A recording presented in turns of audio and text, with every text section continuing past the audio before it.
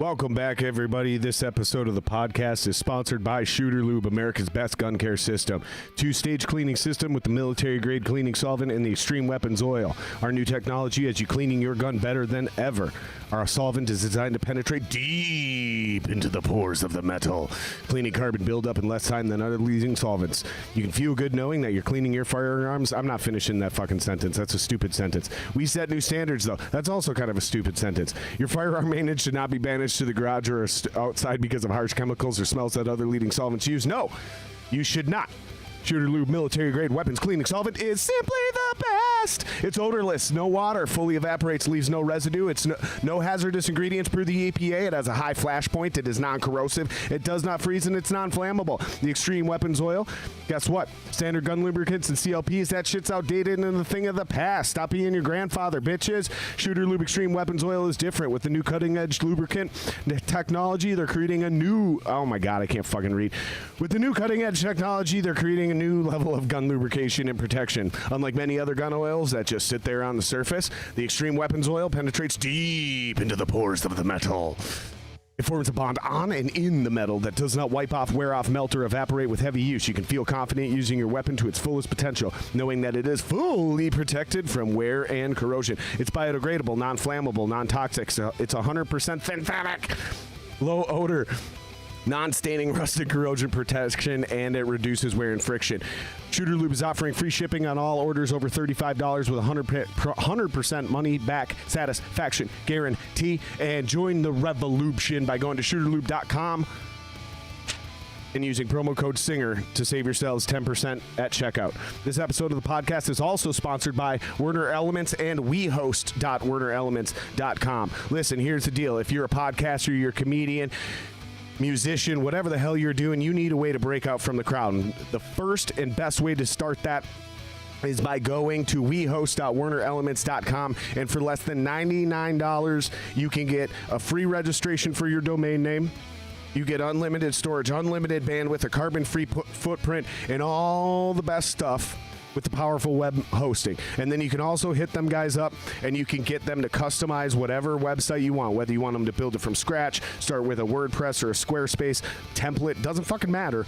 Okay, you're going to get it down to the penny price in a quote for free. You get a free consultation. And then if you use the promo code SINGER, you save 10% on that as well. So go to wernerelements.com or wehost.wernerelements.com. That's WERNER elements.com and use the promo code SINGER. Save yourself 10% at checkout. All right. Now, also, you guys, if you haven't already, please hit subscribe, slap that thumbs up, smack that subscribe button, and punch that notification bell like it owes you money. That way you know when we post new content, and it also helps the channel a ton, I promise. If you're listening on the audio side of things, please hit follow or subscribe, as well as leave a 5-star review on iTunes. It helps the podcast grow. I promise you. I'm not patronizing you, but I'm going to ask you to patronize me, because if you're feeling extra frisky, you can subscribe to the Patreon by going to patreon.com/JaredSingerLive and join the family for as low as $2.99 a month. You can also follow me on any of the bullshit social media accounts. Don't know why you'd want to, but if you want to, it's Jared Singer Live everywhere. All right.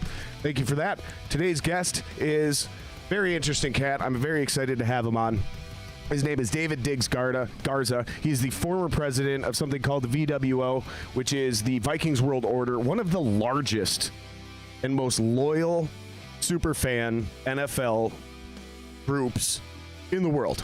So we'll get into it. With no further ado, please welcome to the podcast, David Diggz Garza.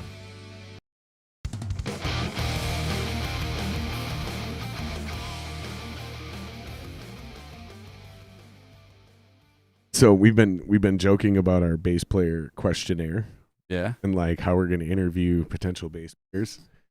And Dalton's like, first question: how many fans will you murder during a live show?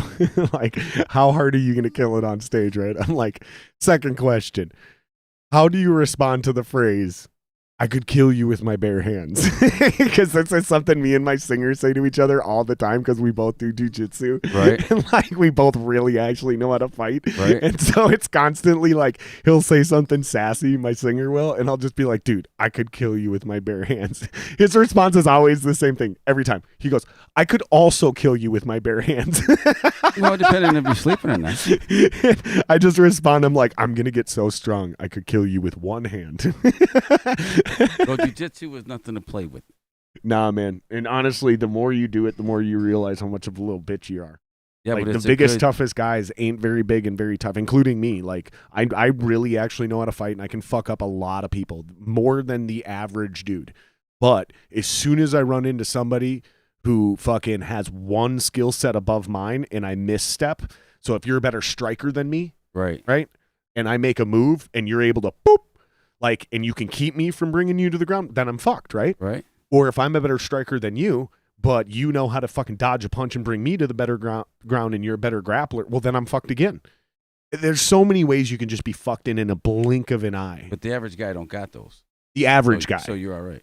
But that hill, it's like music, dude. It's a steep mountain that escalates really quickly. Right. So, like, yeah, the average guy's here, and I'm like here. But then the next increment is here. Right. You see what I'm saying? And I'm about right down here. And everybody who really knows what they're doing is like somewhere up here, and here I am, like, hanging out 1 foot up.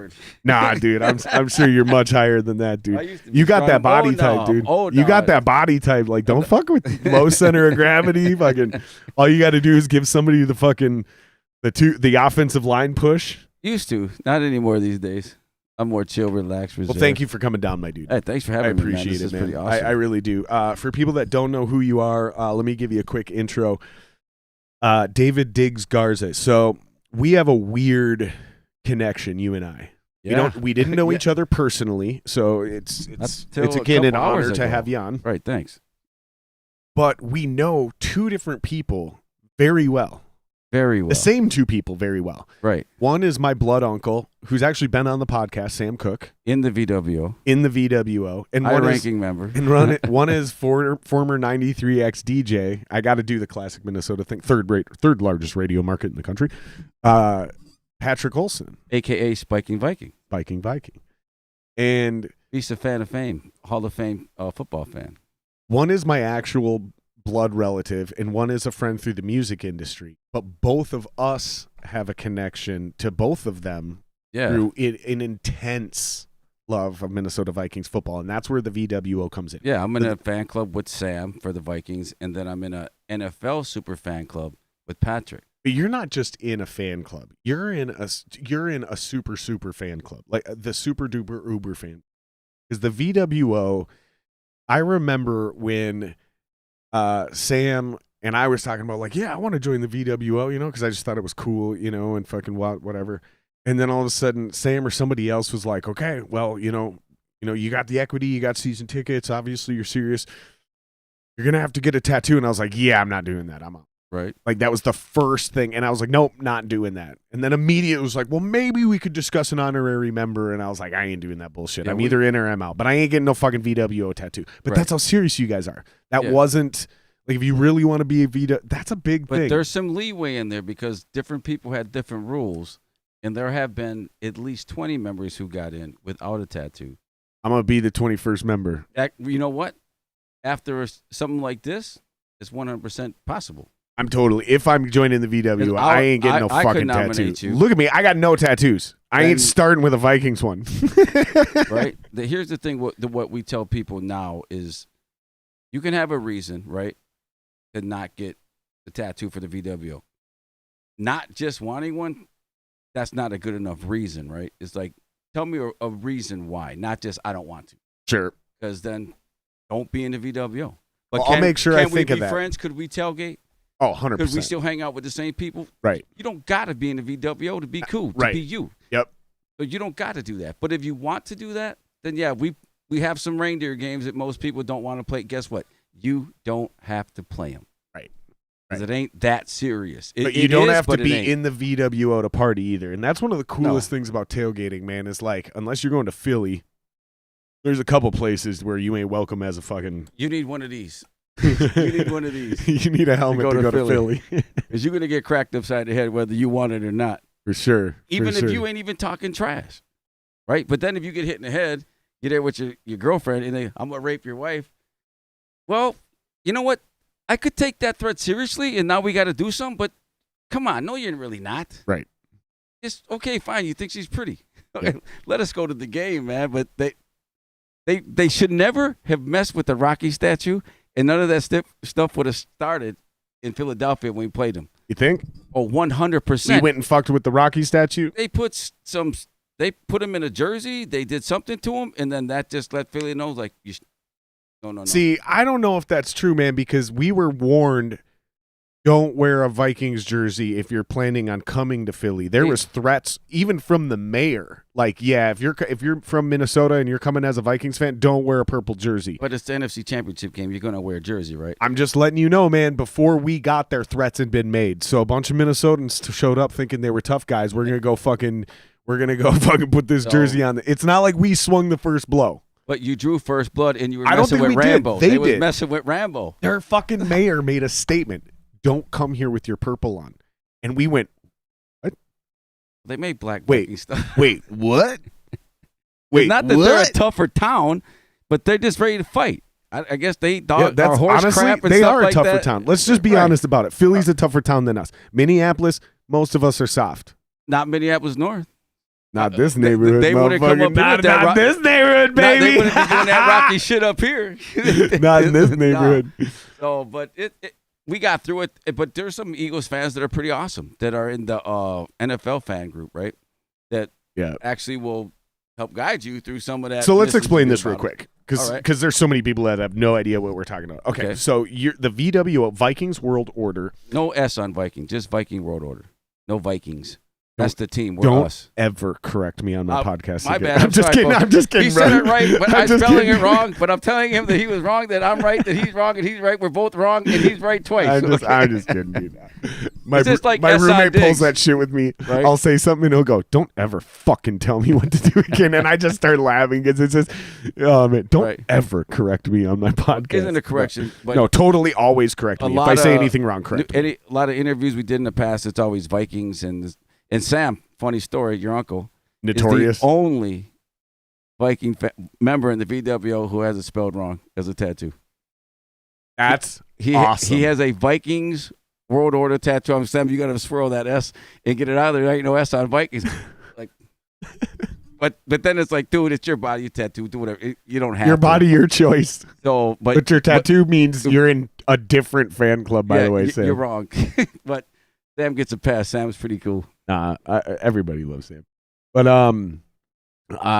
okay, so here's the thing: is the Vikings World Order it's a super fan group, but it is actually kind of world famous because unlike a lot of other fan bases where they maybe have one super fan that always makes it on camera, you guys have gotten legitimate, regular press notoriety, so much to the point where you shot a commercial with Randy Moss.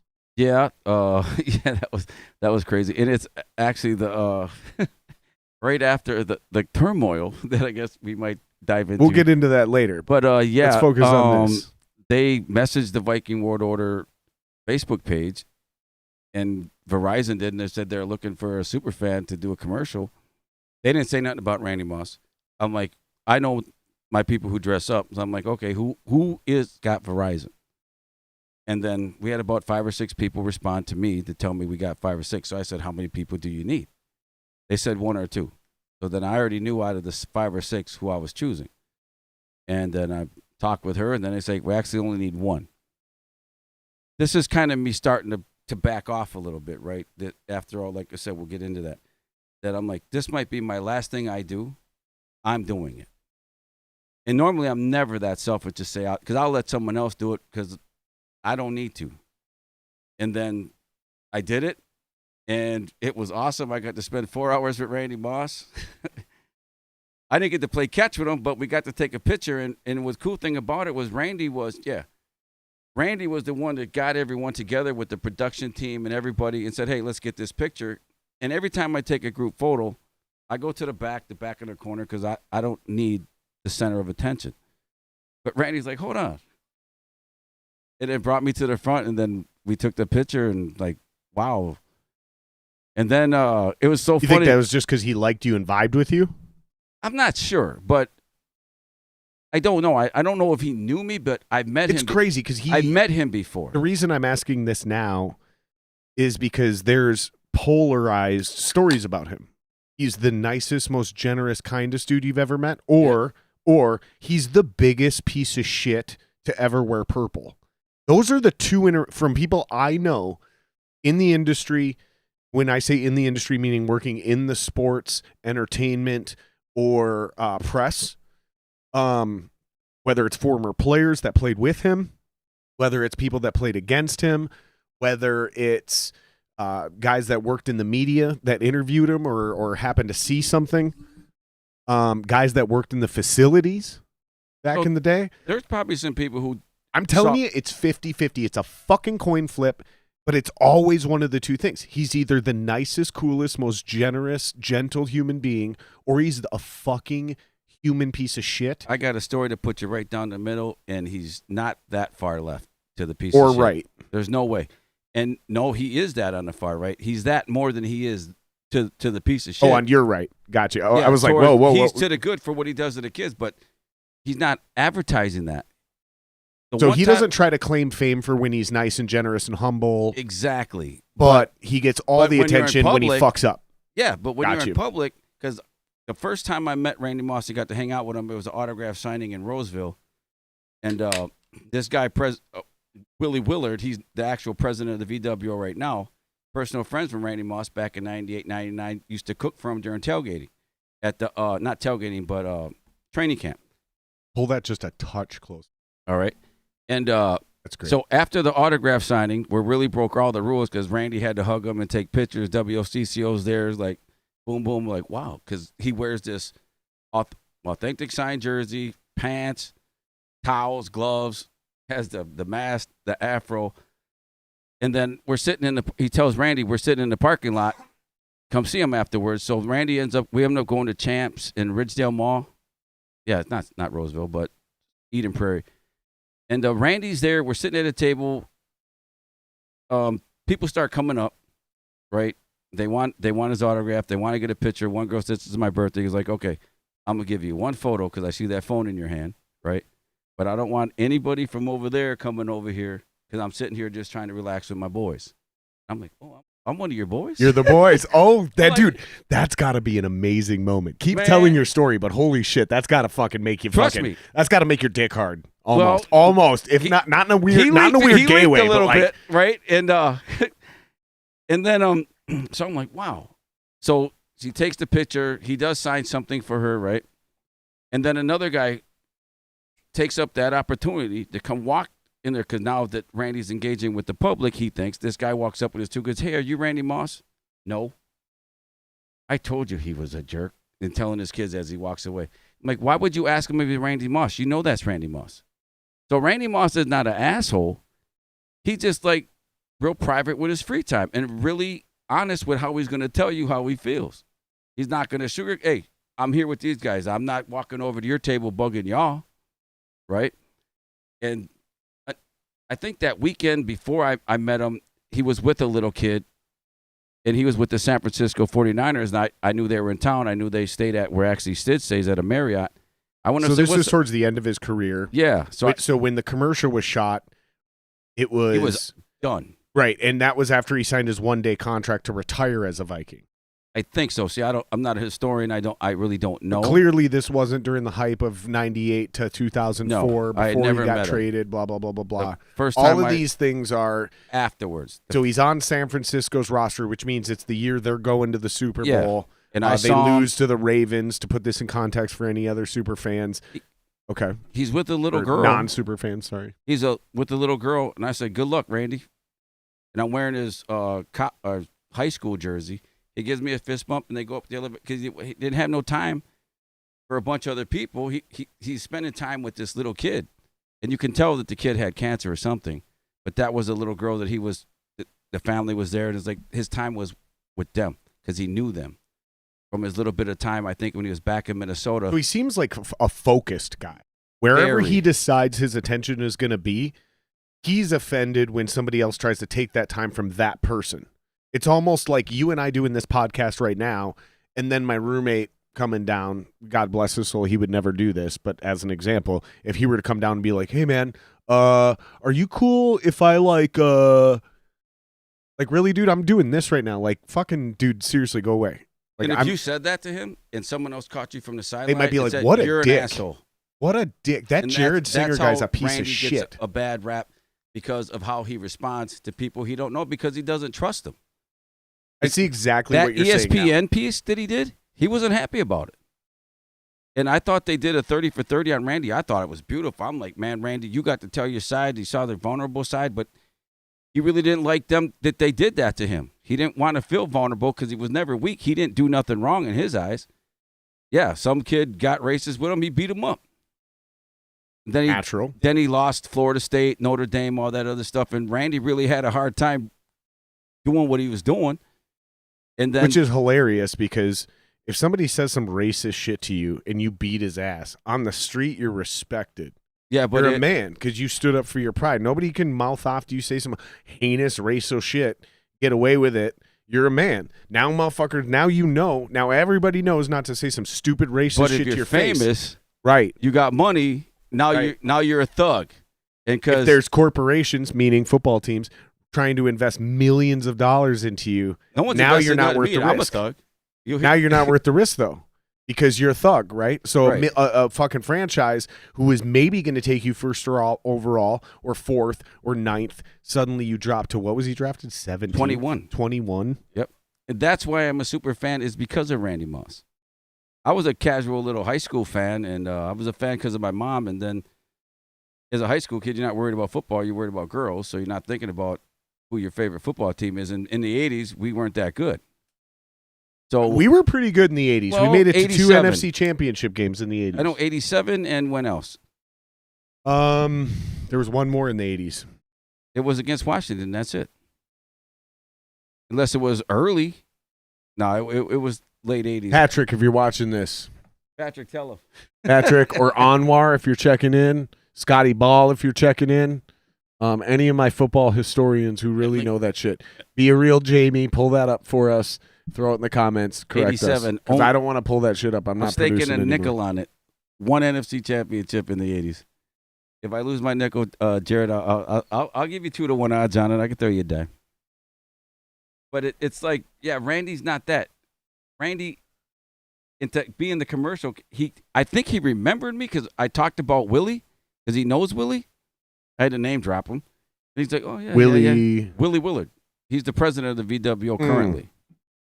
Got you. He actually has a personal relationship with Randy Moss. Oh, that's cool. So he says only 8U, 87. Only one? Yeah, told you. I think that's what he's trying to say. Don't text me, you guys. Put it in the comments. My phone's fucking blowing up right now. What's up, Patrick? Don't text me. Shout out to Patrick Olson, by the way. Viking. If you're just chiming in now or just checking in now, we already talked about you earlier a little bit. Hall of Fame super fan. Third largest radio network in my country. 93.7. 93.7. Oh gosh, he was a hoot back in the day. Before I was VWO in 98, 99, when all that was crazy, I would see this guy. He was actually on TV too, Channel 5, the sports rap with Jim. I forgot his last name, but one of the sportscaster on Channel 5. Yeah. He'd come out. Coach Dalton didn't like him. He'd call him Coach a clown. Dalton? Yeah, he was an ex-coach, right? But Coach Dalton? He did not like Patrick. He always called him a clown, and Patrick would sing and then do something crazy. Coach Dalton, who? Dean Dalton or something like that. Patrick, you know him. You were on the set with him. But, yeah, he'd always clown him a little bit. Oh, Patrick, I think I remember this guy. He was like, I vaguely remember Dean Dalton. That's guaranteed Dalton. Well, you know he's a piece of shit if he's got the name Dalton in his name. The reason that's a good joke is because that's the first name of my lead guitar player, and I love him dearly. Right. Well, lead guitarist, I'm sorry for you, brother. But anybody with Dalton in their name is a total piece of... It's almost as bad as Jared. Jared's the biggest piece of shit name. Jared Allen was pretty cool. Touche. And you got Jared Allen and you got me. So, that's your Hall of Fame of Jared's right there. So let's get to Hall of Fame facts, baby. The Jared Hall of Fame. It's too deep. Well, what about I was gonna say Jared from State Farm, but nope, that's the Fuck other guy that guy. from Sprint. That guy's whack. So The dude from Subway was a pedophile. Yeah. And then he got the Galleria Jewelers. Fuck that guy. All right, we're gonna do a live name change here. Stream. His name won't be Sir Jared if he joins the VWO. Nah, it'll be Sir J-Rock the singer. Hey, I like that. No, I'm not a singer anymore, but I did translate my last name to American English. I was born Cantor, Kantor, Right. which is the literal Yiddish word for singer. Oh, cool. So when we got married, my wife wasn't super excited about Kate Cantor, so we translated it to just like a normal immigrant would have way back in the day. We translated our Yiddish last name to English, singer, so that's where that comes from. So I'm not a singer anymore, even though it used to be, ironically.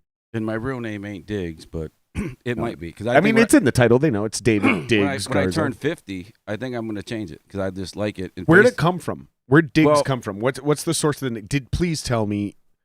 This is something that happens in the music industry, and we give everyone shit about this. Please tell me you didn't give yourself this nickname. No, I did not. Thank God. Okay, what's the story? Because if you were, I wasn't going to let you tell the story. All right, perfect. All right. I'm just kidding. You were telling the story either way. Oh, I would, but it didn't have anything to do with me. David Garza is my name, right? So there's a D, there's a G, there's a Z in it, right? So I had to order some boots one time, so I got to I got to put 3 letters to initialize it. I put DGZ. That was my initials for my name on my boots. Me and some friends, this was, golly, when was this? 96, 97. And back then, Blackstreet had a song, No Diggity, No Doubt. I'm playing Tiger Woods. I like the way you work it. Yep. No diggity. And I had this name like Diggz MN or something like this on my Tiger Woods or whatever I was playing back in the day. And then my buddies started calling me Diggums, Diggity, Diggz, Tiggity, because back in the day, Tiggity was the word for tight. Sure. Remember that, right? Tiggity, oh, that's tiggity, Tiggity, tight. man. Yo, that's Tiggity, yo. What, it was in a song, Tiggity, Tiggity, Tight. Something like that, right? Yeah, so they turned it to Diggity, Riggedy, then riggedy, this comes right. out there, and then I get DGZ, Diggz. And then it kind of just shortened up from Diggums to Diggz. And then I remember working at the state fair one year, and this lady, what does Diggz mean? And I never really thought about it till she asked me. Can you Diggz it? Nope. And I just had an acronym in my head. It just, die in God's grace, Z represents the final sleep. And then I knew that was going to be my nickname for the rest of my life. Holy shit. Wow. Yeah, and it was crazy that how That's actually super deep, dude. Very, because I couldn't believe it. I came up with it. Say it one more time. Die in God's grace. Z represents the final sleep. You know, night all you get your Z's. Yeah. So that's Diggz. And I'm like, and the lady was like, wow. She even ordered more pancakes. The story was so awesome. And I'm like, how did I come up with that? And it was like, I don't know. It wasn't me. Something said it. So then the I just got added in there to make it a name that everyone could clearly read. Yeah, well, the Diggums was there, right? And the Diggity. So that kind of made the Diggz in there. And now I think because it's dying in God's grace. Yeah, gotcha. So I had to be there. Then it's always been something in the backward of my mind that I'd come up with an acronym for it because there's something I like to do. You know what they call that? There's it's called a backronym. Really? So you already have the letters and then you come up with a name, a description of each letter. That's called a backronym.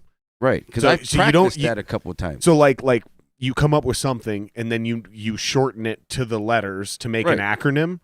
If you have that acronym first and then you're coming up with, that's called a backronym. That's an actual fucking thing. What about when you don't know you have an acronym and then you you make it an acronym? It's just a spontaneous still a backronym. Slackronym.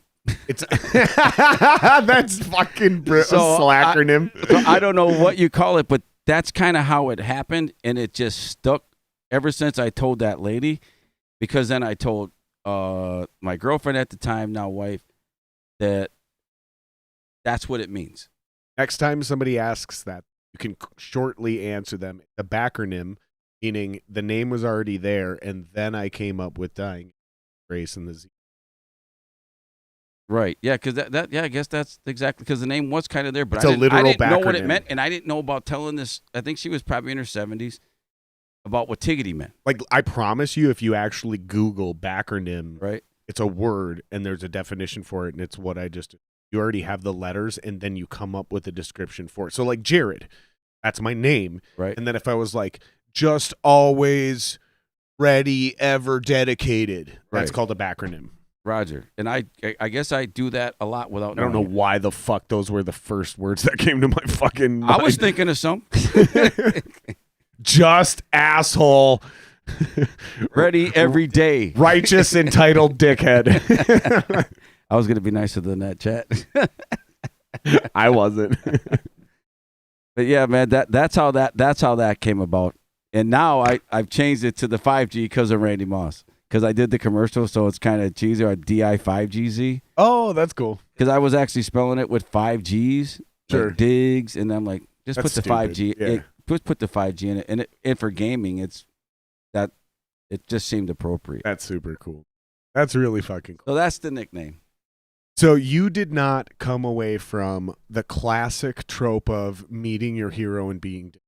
He actually was an awesome dude in your experience. 100%. And when you were in that situation and you were hanging out with you saw the spot where somebody else goes, oh, he's an asshole. But you immediately went, no. There's something else going on here you guys aren't aware of.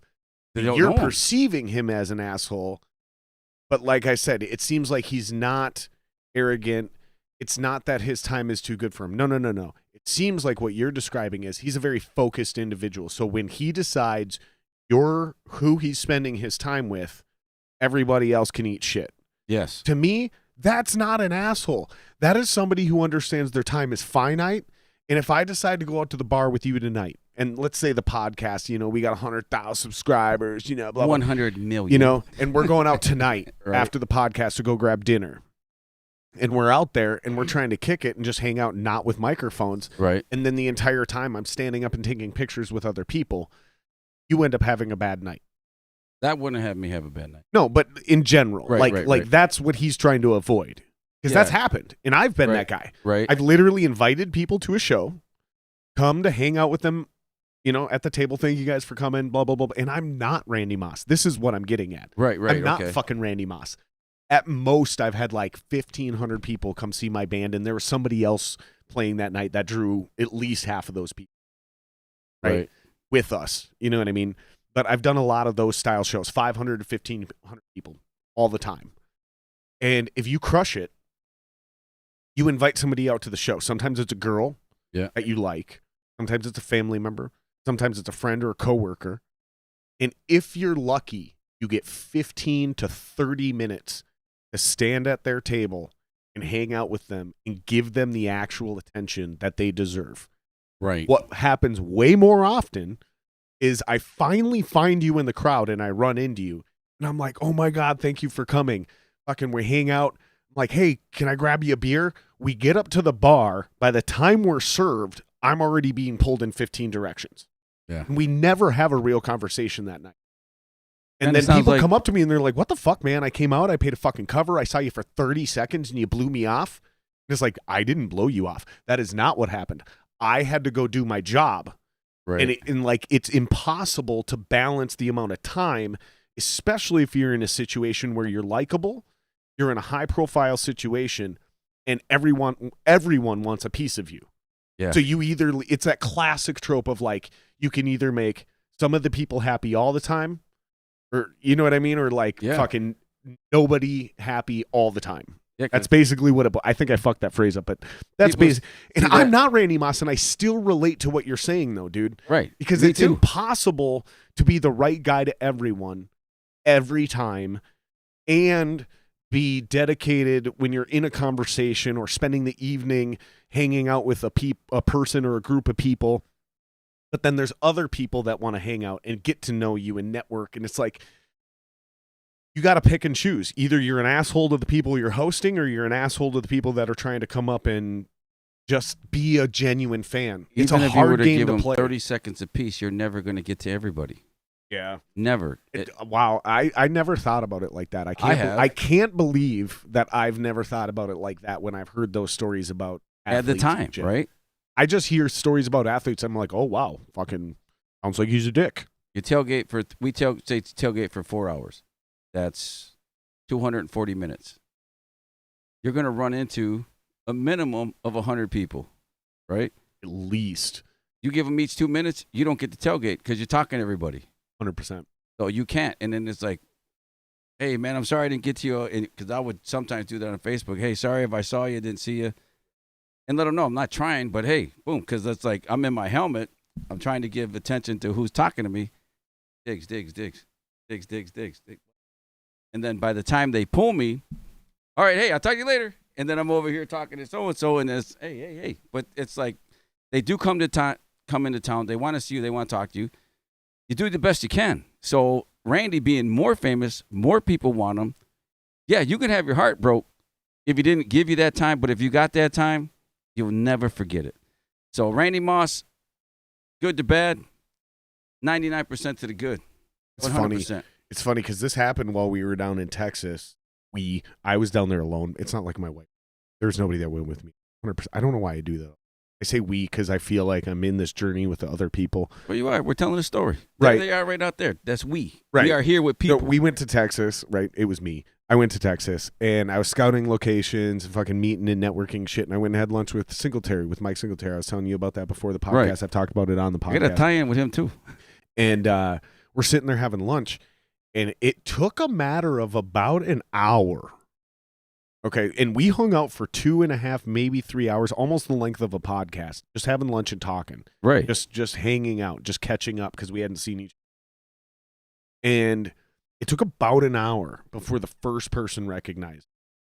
But as soon as that first picture was taken, like floodgates. Like it wasn't floodgates. No, it was like the dam had started to break. Oh. So you get that like in the movie, you get that. Yep. So then it was every 15 minutes. And by the time we finished that lunch, that's why we ended the lunch. Is because it basically came to like when somebody would come up to take a picture, because I, as a musician, not at that level of a Randy Moss or a Mike Singletary, but I've been in similar, smaller situations. They have a fucking job to do, right? So I'm no longer going to put my ego in that line and go, no. Here's the deal. We're getting close to the end anyways. You know what? Started an hour and a half ago anyways. Fuck it. Every time somebody would come up to try to take a picture, I'd go, hey, let me take the picture for you. Right. And so I'd take their cell phone and I'd get them a good picture instead of some weird fucking selfie picture like I do before every podcast. If you guys follow me on Instagram, that weird fucking right. that thing I do. I didn't want people to have that. If you're going to get your picture with the GOAT, the Tom Brady of defense, then let me help you and get a good picture. Right. But yeah, man, it's weird trying to hang out with like bigger celebrities and just chill. Yeah, I would say Mike Singletary is probably the best player to ever wear number 50. I don't think you could argue that. Not from the Vikings couldn't beat him. I don't even name know a better 50. I don't know. I'm not even 100% he wore 50. I thought he was 55. He 100% wore 50. I'll bet you $1. I should know that. I'll bet you $1 on that one. Now we're up to $1.05. Yeah, we're already up to $1.05. Right, let's go double or nothing on the nickel. All right, so you're just down a nickel. I'll go double or nothing on nickel. Mike Singletary 100% was number 50. Dude, I will just give you $1.05 because you were like, I'm not a statistician, I'm not a historian, and I'm not. And if you could go 2 for 2, I will just give you $1.05, dude, without blinking an eye. This is $1.05. No, it's not. Well, actually, technically, that is $1. These beers are exactly $11.99 for a 12-pack. All right, paid in full. Paid in full. Paid in full. We're good to go. We're technically, good to go, I got 95 cents in the bank. All right, good. Roger that. Let's just keep racking up bets I'm going to lose. I want to break even by the end of the night. Yeah, because I used to coach in my If I'm lucky, you'll owe me a beer. Oh, jeez. Where's my card? I already, boy, don't make me talk about my card. But Mike Singletary, I coached semi-pro football a few years back. What did you coach? The D-backs. Okay. And just for a few years, I used to coach with one of their defensive coordinators, and I helped coach his son coming up at Palace Rec. And because I've never played I never played past 10th grade, right? But I watch sports, I know sports, and then dude wanted me to coach. He saw I coached his son. He thought I could coach these guys. I was intimidated like crazy coaching these guys who played college a little bit, played way past. But you did well, didn't you? I can just I did see all it right. already I'm now. a coach, right? I'm a coach. I was military, so I'm trained to lead. I know how to do that. And gosh, that was my last year there. They were talking about Mike Singletary. His son was in town, and he wanted his son to come work out with us. Which one? John? I don't know. He was a linebacker. I know John. He was. John's not a football linebacker. Player. John's not a football player. I don't know who John's it a was, musician. But one of them That's my showed connection to them, by the way. If anybody's been Right. confused, like how, long story short, his kid's a musician. but one of them played football, and he wanted to work out. And I was kind of hyped that Mike Singletary was there coaching, doing the drills. And I was trying to hype up his son, and a lot of the players were like, hype me up like that. I'm like, well, Mike Singletary's son.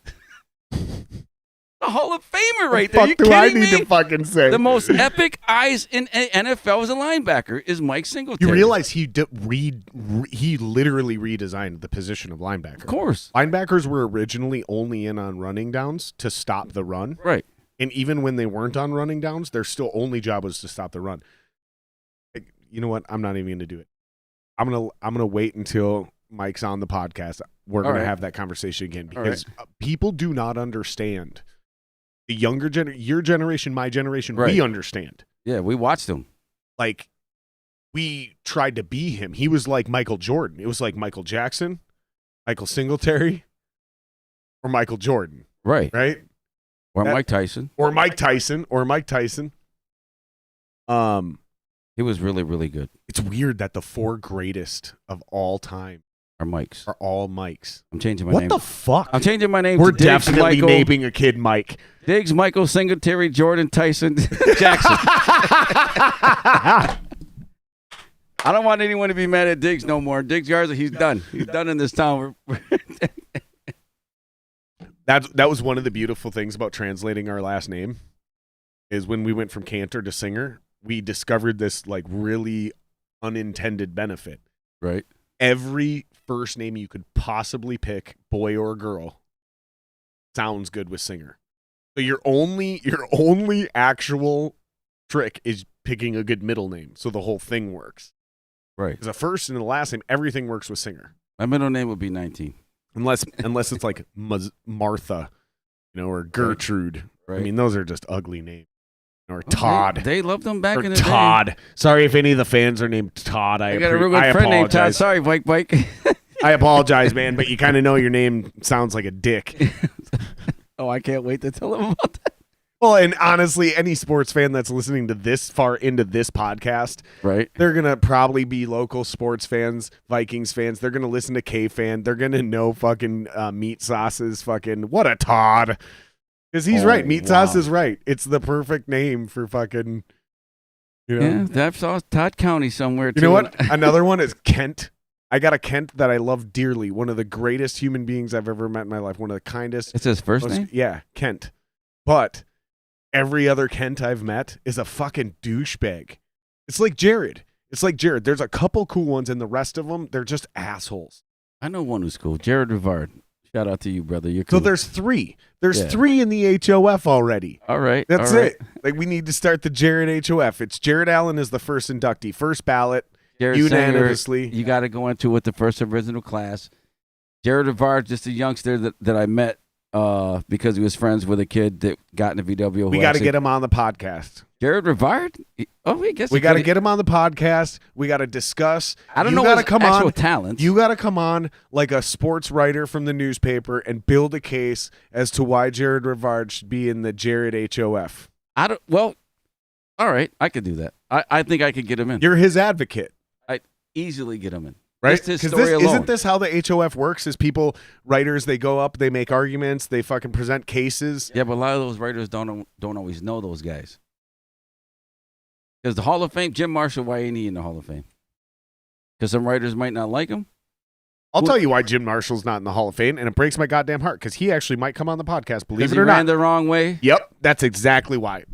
Ties into the Randy Moss conversation ending in San Francisco because it happened against the San Francisco 49ers. He ran the wrong way. It was weird because it's one of the biggest bloopers of all time.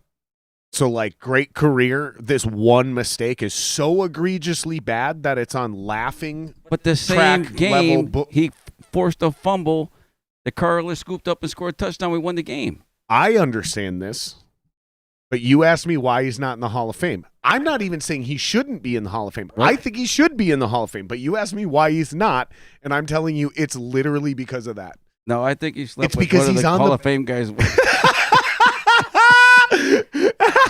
I stole your bitch, that'll definitely do it too. And I'll steal your gold jacket. If you stole my girl, he ain't going in the Hall of Fame if I have any I say don't know, over but it. hopefully he gets it. If not, then he's still a great player. And actually, Jim Marshall got knighted in at my house. Jim Marshall's in the VWO. Yep. Carl Eller too, right? Yep. And Tommy. There's like, I think, 6 or 7 maybe players that did it. But that was kind of in the Sid era, but they're Viking players. So it was like, they're not like in like that. They don't come hang out with us all the time. But Tommy Kramer does have stuff where people go to his house that they pay $125. You get to hang out with him and buy stuff, get free autographs and all that. But there's really nothing for them to do. They're not obligated to do anything with us. But at the time, it's like, okay, we're the biggest fan base for the Vikings. If we get players in, that helps bolster our image or whatnot, whatever Sid was looking for back then. And but now it's like, well, we're not going to make the players pick and choose between the stupid shit we went through. You know what I'm saying? So we're like, technically, they're kind of still VWO, but if they said, hey, we're not, like, okay, peace out. I still going to love and respect you because you're one of our legends, and us guys in the VWO, we love all of our players. Well, and to have any former player join the super fan club, I wonder if, and I hope the listeners are appreciating this conversation because we're starting to actually get into this. I don't know if there's any other super fan club out there where any former player is a member of it other than the VW. I can't And think there's of it several either. Several thousands. There's several former, not thousands, but there's several former players. There's thousands and thousands of players who played in the NFL that would have an opportunity to be into any fan club. Oh, no, I meant that are in the VWO. Oh, all right, there's 10 tops. Right. That's what I meant. I'm like, there's not thousands of former NFL players in the VWO. No, I didn't mean that. That's what I was saying. Is like, you have several former Vikings players in the VWO. Yeah. I'm not even remotely certain or confident that there's a single other super fan base out there that has like the Bucs super fan, if they have one. No disrespect to Tampa Bay. The Buck? That's what they're called. The Buck? I would be shocked if they have a former Buck player as a member of that fan club. That's what I'm getting at here. I don't think anybody, and I hope people are sticking along with this podcast because I don't think people really understand, like, as silly as it sounds to be an NFL super fan, you guys have actually, like, really been recognized and respected. And members of your organization, and I know it's a sore spot, and we'll get into it if we can do it respectfully. Right. But like Sid just got recognized by the organization itself as one of the top 100 fans of all 60. time. Top 60 fans of all time. They did because it was the 60th year, and there was actually, besides him, at least 2 members that were recognized as the top. Lindsay Lawrenson, we call her Purplelicious, and Scott, how's it, Arnson, a.k.a. Purplelicious. Scolt. What a goddamn name. Oh, you better be smoking hot, too, if your name's Purplelicious. Trust me, she is. She's actually married to my wife. they had a bootleg wedding in my living room, and that's my wifey. They have this wifey talk shit, right? And I'm ordained. Uh-oh. So I'm like, you want to do a ceremony? I'm like, okay. And then I'm like, well, you got to let my mind do some things. Ooh, kitty can scratch. So they just say I'm stupid, STOOPID. I'm like, well, I am related to Captain Dum Dum. That is me. Stupid. So call me stupid all you want. And, yeah, my wife's all right. She's pretty cool. But I have 2 wives with the only financial I responsibility only have of one. I was like, I got to go sleep under the deck. Like, okay, I'll get out of there. But, yeah, she's an awesome fan. Scolt's an awesome fan. You know what? Sid, too, is an awesome fan. Probably our best fan of all time. But 100% cheese-free. That's that guy. That's the one, right? But Sid Davey, that's a whole nother character. And you're about to find out yourself, man. Mick Tingelhoff. He's VW. One of the greatest centers of all time. Probably correct? the best player to ever wear number 53. And he is a center, correct? Yep. That's how much I know, bitch. Give me a random name from the 60s. I'll tell you what position they played. His grandson's in the VWO, Brandon Relander. See? This is how fucking cool this is. This is how weird this fucking fan base is, too. I know my people. I was the vice president for 10 years. So how I want to hear your version of the history, because here's why this is important to hear your version of the history. Okay. I'm going to put it into context. I'm going to tell a quick little story about myself. I'm not sure I've even told on this podcast. Okay. My grandfather started a biker gang in the city of Minneapolis called the BPMs. Okay. Not only is this 100% verifiably true, in the own individual record books of the founding charter. And I know this because I got in a serious argument with several BPM members who threatened my life because they thought I was trying to claim something. I was like, that's my grandfather. Like, probably don't want to fuck with me. Right, like, we were having an issue, you know? Like, dude, go to your, like, people and, like, realize, like, if you do this, there will be serious waves that will be drawn in your club. Right. Like, do what you want to do, because I know I'm basically powerless, but there will be dramatic. Luckily, they live. Right. And it started this little dispute with a bunch of the cats. Right. Because there was founding members still around. Their memories had gone and, you know, it had whatever. Right. Yeah. So these motherfuckers had to go look in because there was 5 founding members, but there's 4 pictures on them. They had to go into the fucking charter and see, no, this dude is the original founding member with the other 4 guys. Like, there was no, like, oh, and then he got added like a month later. No, like, this is the motherfucker, and we need to fucking get his picture on that wall. Now his picture's on. Right. Okay. But the reason I say that is because depending on who you talk to, there's a lot of people in this town who don't know his name. They don't know any of this history, including people in that club who have history of that club distorted, and they don't understand what my grandfather did for that club. Still to this day, that is still running, by the way. Wow. So that's why I And they still don't know? No, some of them do now. Right. Like the ones that cared and looked into it after that whole little thing went down. Because I was trying to mediate some shit that went down, and then they tried to, like, get hard with me, and I was like, listen, dude, you don't want to do this with me. For real, man. You don't want to do this. Like, my grandfather founded your club. Don't fucking do. And they're like, your grandfather? Who's your grandfather? And I'm like, BJ Cantor. And they're like, we don't know that name. Fuck you. I've been in this club for 25 fucking years. And I was like, go fucking do some research, dude, because the mistake you're about to make will, like, end your tenure in this club. This is very interesting. It was crazy. It's unbelievable. That's another thing, is like a lot of the stories I have, a lot of the experiences I have are completely unbelievable. They sound completely made up. Right. And they would be 100%, like, people would be like, he's full of shit, unless there was some other credible person there, which there's always been. So there's other people that can be like, yeah, I was there. That's 100% what happened. Man, then you almost have to have I've had a wild Willie fucking on life. You might have to have Willie on here and let him tell his story after I do mine. It does his. Get Willie, because Willie. That's what I'm saying. Yeah, like, because everybody's got. So how did the VWO start? And how did you get your interaction? And then I want to hear the story of how you became vice president and then eventually president. Okay. But what is your version of my the origin version of the story? How did it start? This is the first story I got. This is Sid's story about how the VW. In 1998. Get a little closer, or pull that back to you. Get comfortable. I really don't know his story, but he says it was in 1998.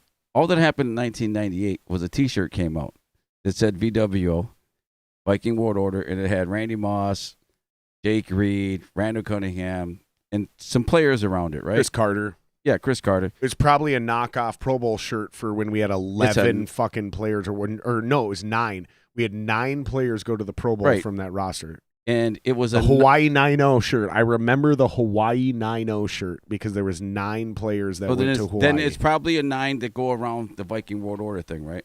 I bet you was a play on that.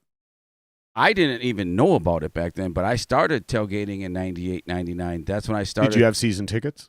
In 98, I did. And then that's how it starts for most of us, right? Season tickets. And that was the best season of all time, I think, right?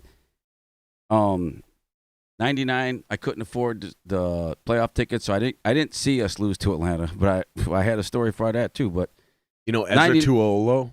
Yeah, 99. Yeah, he sat in that chair you're sitting on. Oh, sweet. Right now, and we had a podcast. He was on that 90 roster that beat the Vikings in the fucking, and he went to that Super Bowl. He's a former Viking was on that other roster. Oh, that's a good. And we had that conversation on this podcast. Wow. If you guys want to check that out, That's an interesting fact. I didn't know. If you guys want to check that episode out, it's episode number 58. Ezra Tuoolo, former Vikings and bring him Falcons. back for 99. Ask him if he's sorry. I already did. Oh, I literally actually when it happened, I went, "Oh, so you were on that team?" And he goes, "Yep." And I go, "You son of a bitch! How do you sleep at night?" And he goes, "Very well." Yeah, they beat us. He went to a Super Bowl. He doesn't give a fuck, and he lives right back here in Minneapolis, and everyone loves him. Like, he got the best of both worlds. He was on the winning side of that fucking game, and everyone still loves him, and he still lives here. Yeah, he doesn't give a shit he wasn't on that team. But I did ask him if he regretted not being on that team to go 15-1 and play with Randy Moss, and he goes, "No, I went to the Super Bowl." That's a good answer. There you go. That's a great answer. So to go back to the story, so that's when Sid told me that's how the VWO started, right? So from a T-shirt. From a T-shirt. Now, there's another T-shirt.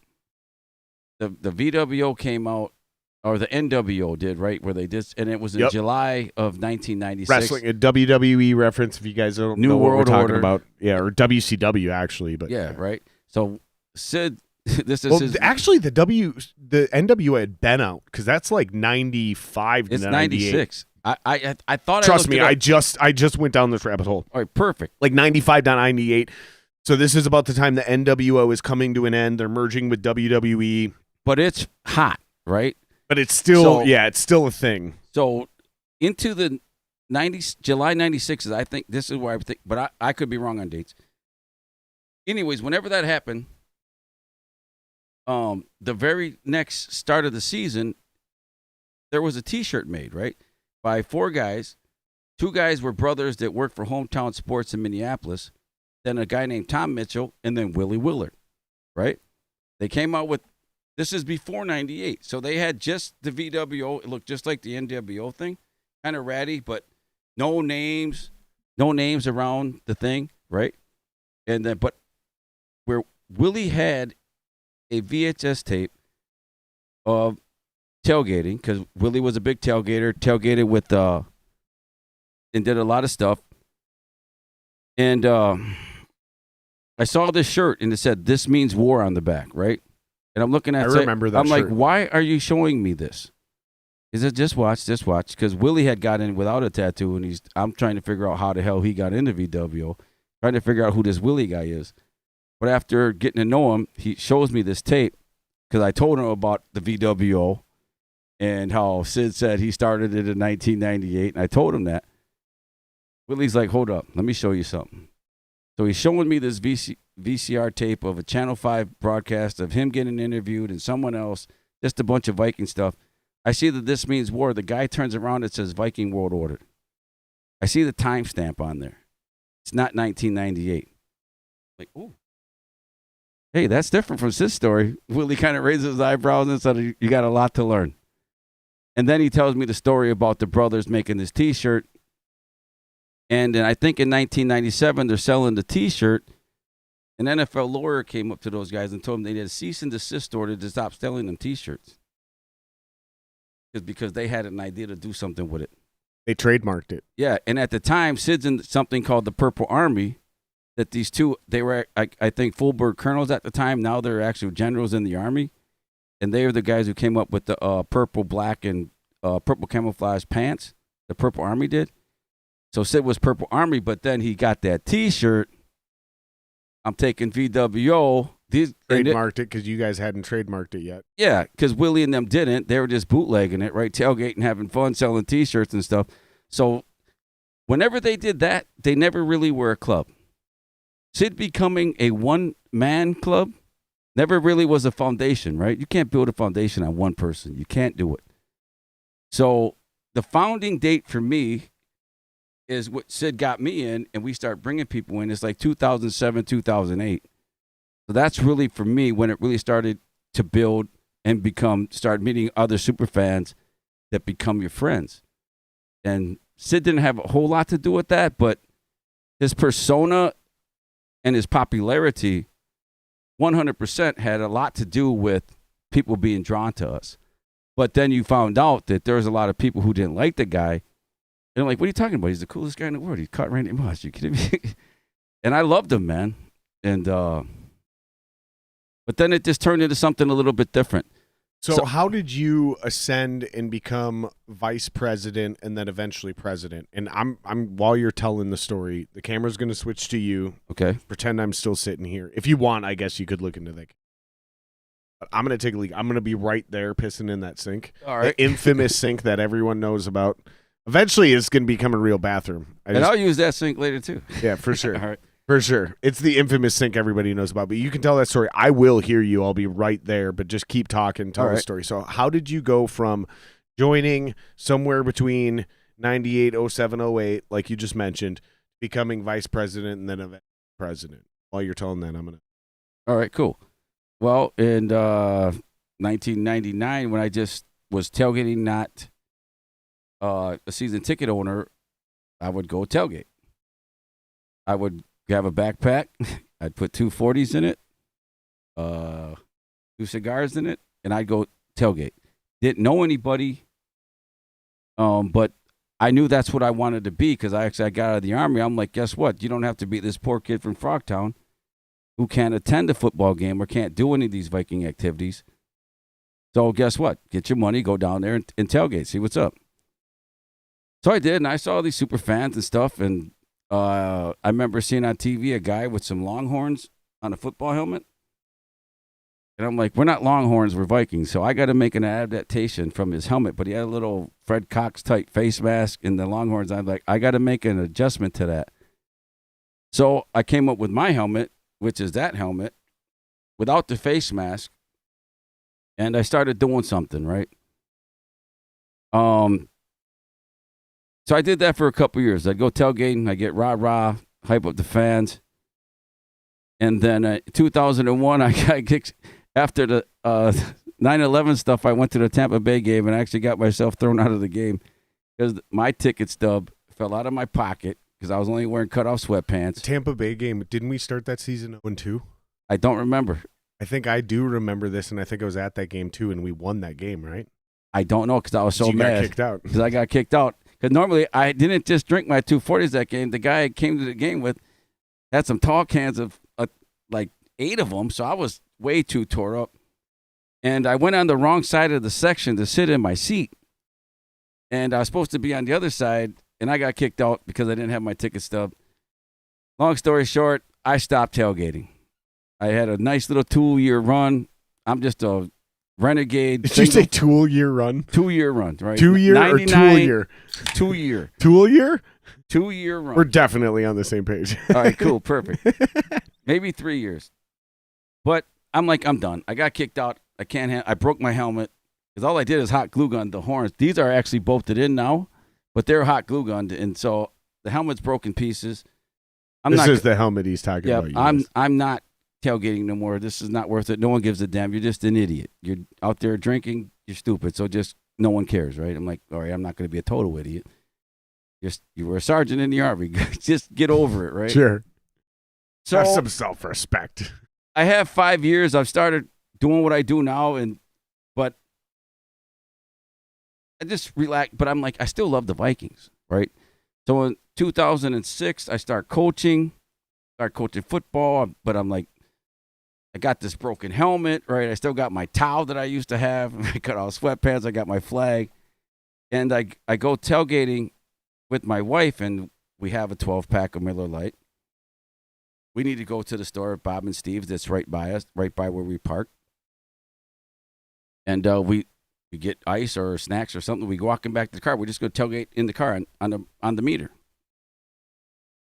One of the guys that was at this tailgate said, hey, you got to come tailgate with us. You want some beads? He has beads on. I know what that means. They're like, no, my wife's not going to show you the goods, dude, for you to come over here. We're fine. We got our 12-pack. Leave us alone. But he ended up being a real cool guy. Dan Myers, a great chef, right? And he's like, trust me, you want to come to this tailgate? Long story short, we're tailgating with this guy. Then he starts telling me about Sid. I already know about Sid. It's 2007. I know about him catching Randy Moss. I know all this stuff. Here comes in Sid. I'm like, I know you, right? And he goes, oh, yeah, you start, because he's going to go through his tattoos with you. He shows me his tattoo, his Viking on his bicep. And I'm like, Mine's bigger than yours. Right? I don't get to say that often, right? But mine is. I got this big old belly tattoo, and I'm like, and so I show him my belly tattoo, and they go, well, it shows me his back. I'm like, oh, wow. And then he starts talking Viking World Order, because after he got his T-shirt, he got his tattoo. It goes above his stomach. And so 98, 99 is when he starts it. Willie can date it back to 96. I'm like, okay, I'll hogwash both of y'all stories because none of you really were trying to claim a group. So it's 2007. Right. Is when the actual VW was founded to what it is now. Sure. Sid is a big part of that, right? But as we started growing, and then there was some controversy with one of the biggest busts in Wisconsin for marijuana. A lot of bad stuff started to happen. You're talking about Ozzie Smith? No. Or are you talking about the VWO member? The VWO member. What was his name? Sir Death is what we'll call him. I remember this happening. A great friend of mine, and that for some reason started a bunch of stuff. So let's just kind of like explain, because people are going to be like, wait a minute, don't move on from this. We might have to. We got to at least tell what's factually true. Mm-hmm. So a high-ranking member of the Vikings World Order 100% got busted in Wisconsin. About 200 pounds of pot. Which is, in Wisconsin, one of the larger marijuana busts of all time. In Wisconsin. So, which 200 pounds is kind of laughable because that's really not even that much weed. But regardless. We're in the news. I'm on Channel 4. It's in the news. It's all over I'm going to say Facebook, Pioneer Press. Even. We're all trying to do damage control. Carl gets kicked off for 2 days. My wife's mad at us. I'm like, you're right. He's our friend. But you got to be suspended. You're going to prison, right? We're all worried about this image. And it's like, you know what? My wife, I call her Pac. Her name's Jenny, is like, fuck that image. That's our friend. Yeah. And I'm like, you're right. I'm about that. So I'm about that. I'm with your wife on this one. 100%. No. We're not disowning him. We're going to own it. Our guy fucked up. Blah, blah, blah, blah, blah. He's still a brother. Right. And my wife's like, I got family who went to jail. I love them. Yep. So would I do that? And I'm like, you know what? You're right. 100% right. So 100% right, dude. We have to then. Being a criminal doesn't mean you're not a good person. Because every one of us could be in jail. We all broke the law. Being a criminal does not mean you're not a good person. Right. Carl just got caught. So we all try to, save face. It almost seems like it was just so whack. And, because Carl got out a little bit after that, and he knew about it. He heard about it, and he was ready to beat up Sid at this one party we had. And he came there, and we talked to him. We just said, we're sorry. Even Sid was kind of like, hey, we're sorry, right? Sorry ain't good enough, though. But it's like, then make it right? And it's like, well, then we tried, but then Sid was kind of getting some backlash about, hey, we know Carl's still in, because Channel 9 apparently was freaking trolling our Facebook page. Well, Carl's still in the roster. Like, we have a roster? And I'm like, oh, yeah, I put one together. Like, we're deleting the roster, right? So we're all kicked out, basically. Like, Jesus stay out of our business, dude. Christ. We're just friends, yo. We're just friends who like the Vikings. It's just wild, though, that you have reporters monitoring you as if you're the team. Yeah, but Sid wanted us to be so I understand national elite. This is the thing, though. This is why I brought you on the podcast. This is why I'm interested in having VWO members on, is because you guys aren't just a bunch of assholes who dress in purple and put fucking makeup on your face and look like clowns. Right. Like, this thing got, like, seriously legitimate to a level where it was, like, either did or about to be, and don't answer this. But there was some serious monetization talk. And for a long time, this thing was trying to, like, this monster you guys had accidentally built just through devotion. There was, it started to become where money was being made on, or there was a way money could be made. Don't elaborate on that. We need to, all right. We can't talk about that. But point being is, when that happens, when there's a buzz, when there's a popularity, money involved, the press got involved. Yeah, and then when the money was made the wrong way, that just brought a wrong spotlight. Yeah, so it's on like, okay, now you're donating to charities, and Carl didn't really donate a lot of money, but tickets that he bought with the money. And Carl was doing a lot of cool Viking stuff for a lot of cool Viking fans who never got to do any of this because they couldn't afford it, family, whatnot, because stuff started getting expensive. But all Carl was doing was trying to help people, and he just got caught up trying to help too many people. Because like a kid, like I said, that Jared kid was friends with a kid, Andreas, who was basically the changeover of just being a bunch of guys who were trying to get drunk and have fun at Viking games to we're actually going to try to do something in the community and start helping people. Like going to the children's hospital and doing little shows for the kids who are dying of cancer. And Jared was best friends to one of these kids. Right. Who's, I don't know if you saw that video, Attack of My Ride, that little emblem on the car, that was for that kid. No, and that's wild too, man, because I don't think a lot of people living in the hood, like I've gotten to know a lot of people, including gangbangers. Like the amount of charity that some of these motherfuckers contribute honestly outweighs some of the dirt they do. Right. It really does. And like you can make a lot of money an honest way, or let me rephrase that. You can make a lot of money a legal way, like an Amazon. Right. And yeah, provide jobs, and payroll tax and capital and local economies. I get that. Cool. No issues with that. Direct outreach to a situation where $100 changes the month of a family. I know more drug dealers do that. Corporations.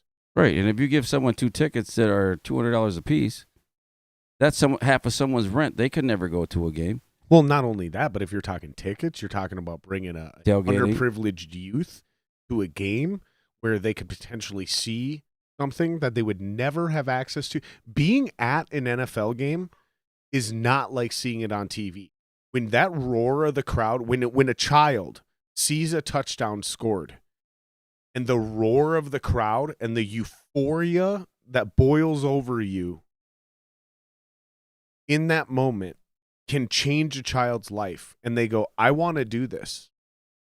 And then they decide to focus in school so they can make the football team, so they can go to college, they can have a chance to make it to the NFL. That saves life.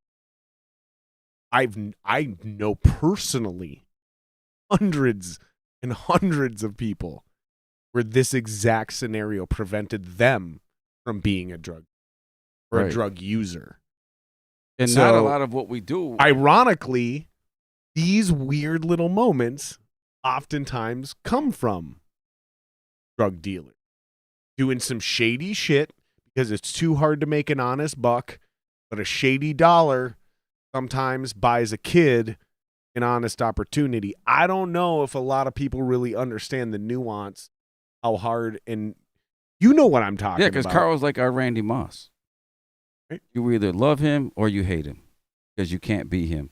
But I tell you what, if you sit down with him, hung out with him, you're like, man, you all right. This is a G. This is a motherfucker I'll fuck with. He cares. This is a motherfucker I'll he ain't call. Perfect, but he's perfect for me because he's not judging me. I'm not judging him. He's just my friend. My old boss, Chuck, who's been on the podcast, has one of the, I think he was like episode 5. One of my main motivators, one of my main mentors, shout out to Chuck, has the greatest phrase in the world. There's 2 types of friends. I'm not talking about acquaintances. There's friends that'll help you move. There's friends that'll help you move the body. I'll move the body. I'm not moving no more. If you know me, I'm not moving no more. I moved into a house, so I don't have to move no more. Point being is like most people, when we say, how many friends do you have? If you have more than you can count on one hand, you're lucky, right? Yeah. Common phrase. Okay. Those are the friends you call when you have to move. Like the real friends that'll actually show up and fucking work for beer and pizza. Right. And then there's one of those motherfuckers that you'll call if you have to move a body because you fucked up. And they're not going to ask questions. Yeah, maybe 2 if you're really lucky. Probably about 10. No, you don't. 100% I do. Some of those motherfuckers will roll on you. This is what we were talking about earlier. You don't. You have 1 or 2. I'm telling you, I got 10. Dude, then I'll you bet have, you a nickel. Okay, then friends that'll help you move About just 30. got escalated. Yeah, like 30, 40 motherfuckers Yeah. then. So you got a crew that rolls deep. I got about That's rare. 100 people that would probably take a bullet from me. I got 4 or 5 that'll help me move the body. Maybe. Right. 4 or 5. Right, I got it. Because I have a deep friend circle. Right. Yeah, I do too. A It's kind of cool. deep friend circle of some real motherfuckers that'll Right. show up, no questions asked, because they know I'll show up, no questions asked. Right. Me too. I'm a show up kind of guy. So Right. it's like, and that's I think the difference. But to get back to your story, just so we don't get okay, too off track, because Okay. I have a bad habit of because I doing forgot this. what we was talking about. I want to do a better job of maintaining this focus. The foundation of VW I've been was really 2007. I've been really sloppy. But basically, is what we're getting back is to the what is it called? The tension, the polarization, the idea of loyalty to this family member, even though he's bringing you and your organization bad press. He did something quote unquote legally wrong, but you know in the heart of hearts is what you're saying is that he was doing good things even with that drug money. Yeah, And a lot of people will sit here and listen to this fucking podcast and go, dude, he was selling weed. That's not drug money. That shit shouldn't even be illegal. right. And I'm not And saying that- you believe that. You know, we're Oh, not. I Gonna, do we're- believe that. And if we have to get into it, I'm 420 friendly. I love to go to Colorado. And but I don't think anybody's surprised that I'm not interrupting you and And, arguing with you on that. so was Sid. Sid, British Columbia, best pot in the world. He condemned Carl for what he did. Carl would give him pot all the time. And you're condemning this guy to make yourself look good. Where I was actually doing a video inside the garage at work and it freaking on Facebook, and it was public. So Channel 4 put me on there as a little spot talking about how, yeah, he's my friend. And I'm like, that's the point I'm making. I don't care what he did. He did what he did. He's going to have to do that time, but that's my friend. Regardless of this fan club. But you got to understand it in that scenario, from Sid's perspective, just like you, Right? guys made the mistake. You admitted this. You too 100%. made the mistake of ostracizing this man. You both, Sid and For the you, brand. and the entire VWO made this mistake. This is an organization. Basically, I is wouldn't what have we're put the talking entire, about. me and Sid. The and Sid. people who voted, and you represented They the had to accept organization. what we said at the time because it was just me and Therefore, Sid. ipso facto, the entire organization. Right. Not when my a- wife. When a CEO sends out a press release for, okay, I got My you. wife checked me I got quick. I got you. Hold on though. Hear me out. All I got you, because this is going to make way more sense when I say it this way. Here's my resolve. It is the same as a corporation trying to be woke right now. Here's my case. What you guys did back then was basically what now is referred to as woke-tivism. All Okay, right. so here's what just happened. Are you a metal fan at all? I know some. A lot of people that listen to this podcast are. Okay.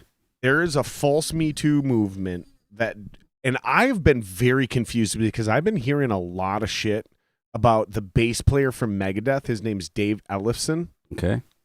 He is a very world-renowned bass player. He has a coffee company and some other company. Very well respected in the metal industry forever. Right. All of a sudden, apparently, and I actually am just now getting the full scope of things. Thank God I'm just getting it now. Because if I would have gotten what I thought was the full scope, I probably would have spoke a little too early. Hashtag woke-tivism. And I'm getting out of frame. Dude, can you do me a favor? Yeah. Can you grab the bottom of that and just pull that up a little bit?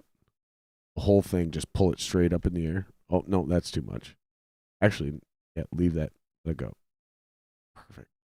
Now, do me a favor and turn it slightly towards the bar. Like, grab that side and just push it back. I'll let it go. Oh, that's much better. Thank you. No problem. Okay. Thank you, brother. Assistant Cred, what up? Thank you, brother. All Okay, right. so apparently here's what happened. So the allegation 2, 3, 4 weeks ago that he's like some pervert jacking on fucking on video. DMing with random girls, sending them videos of jacking off. All right. Today or yesterday, the girl who the one video was sent to spoke out. She goes, I was not. I initiated. I was an adult, fully consented.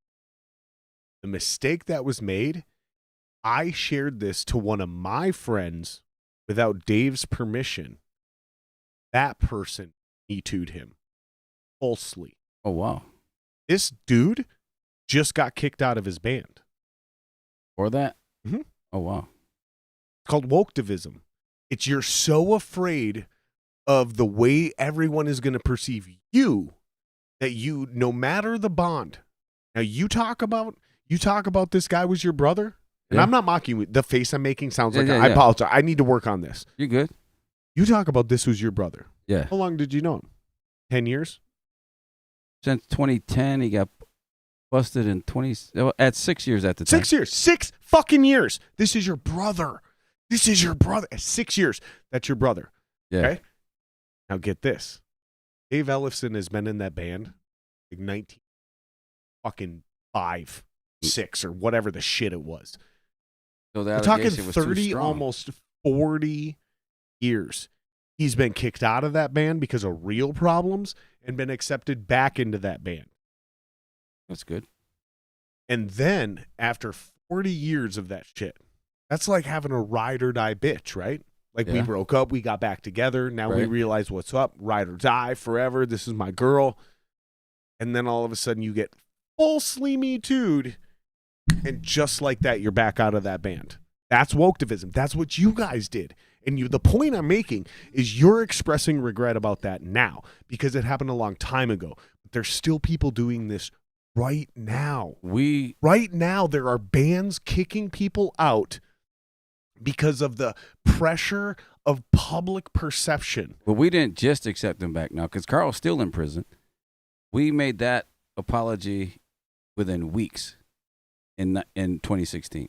Yeah. So watch Dave Mustaine make a public apology within weeks. Well, I'm just saying you're not alone. You're not the only person who made this mistake. In fact, the only thing that happened is you were a victim from the actual real media exploiting this. Oh, they did. Okay. That's a real. They did. Now is the only difference is you don't need Channel 5 or Channel 9 to do that to you. Now it's just Twitter. It's just a jaded ex-girlfriend. It's just a bitter fan. It's just an ex-member. You just finished my sentence for me. You see what I'm saying? Yeah. So don't feel alone. The humility and the honesty that you're talking with right now, and that forgiveness and that ability to admit is so much of a higher level character than so much of what we're seeing right now in public. Right, because it's like now, in where I sit at now in the VWO, I was like, I don't care about none of that. Sid did. He still does. He wants the club back. You're not getting the club back. You got voted out because we'll get into that. Get into that. We'll get into that in a minute. But as we segue into that, I wanna give a shout out to any loyal motherfucker out there, for real. If you're a loyalist to this podcast or a certain comedian or a band or just anybody in organization like the VWO, I want to give a shout out to you if you have the ability to realize that somebody fucked up, but they're not a bad person, therefore you're not going to contribute to the cancel culture because it's popular. Yeah. Hard thing to do nowadays. It's a really hard thing to do. And I want to give a shout out to those people because those are some real motherfuckers. Now, if you do some heinous shit like Bill Cosby did, you're on the fucking blacklist, bro. You're done for life, as far as I'm concerned. Yeah, we still have that shit now, man, where people are prospecting to get in now.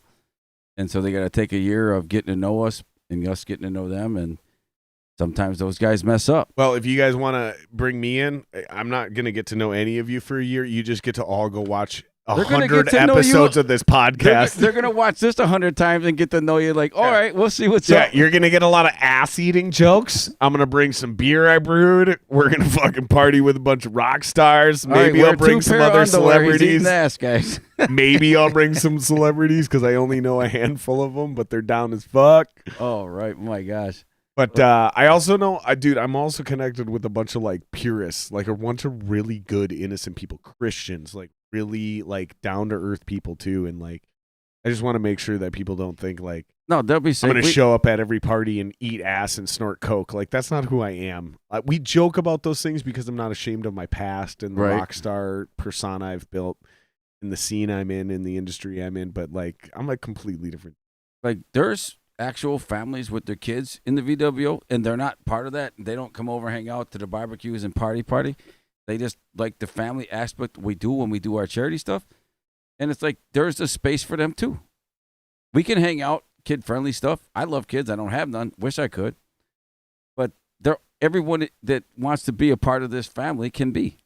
And it doesn't mean if you are, you aren't, that you're not nothing.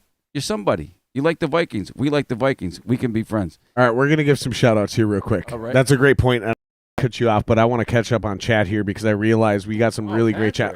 Honestly, when I knew you were coming on, here's the thing.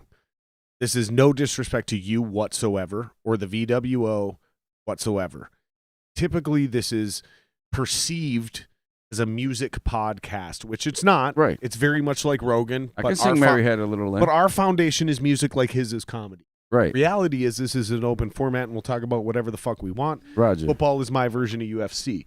So usually when we do these football-heavy podcasts, no one watches, no one checks in, no one gives a fuck. It's the lowest rated thing, right? So I have been completely ignoring chat, thinking no one would be here except Patrick, right? So we checked in earlier when he was commenting. Sparky85. Dude, we got a bunch of cats in here, so let me give some shout-outs here. Rob Haspels is in there. Rob, he thinks shout he out knows to, you. obviously, Patrick Olson. I want to give a shout-out to Adam Ferguson, Rick Jacobson. I want to give a shout-out to Sparky55. Rob Haspels, shout out. We talked about you earlier. I actually know Rob Haspels. I'm not sure how I know him, but it's definitely through some connections in the music scene. I think it's through Jackson Roos, Iowa musician. Used to be in a big Iowa band called Shatterbone. Shout out to Rob Haspels.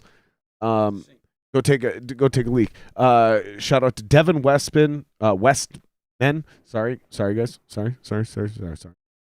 So now is the perfect point because we're taking a break. We're jumping into chat. He's got to take a leak anyways. He mentioned that earlier.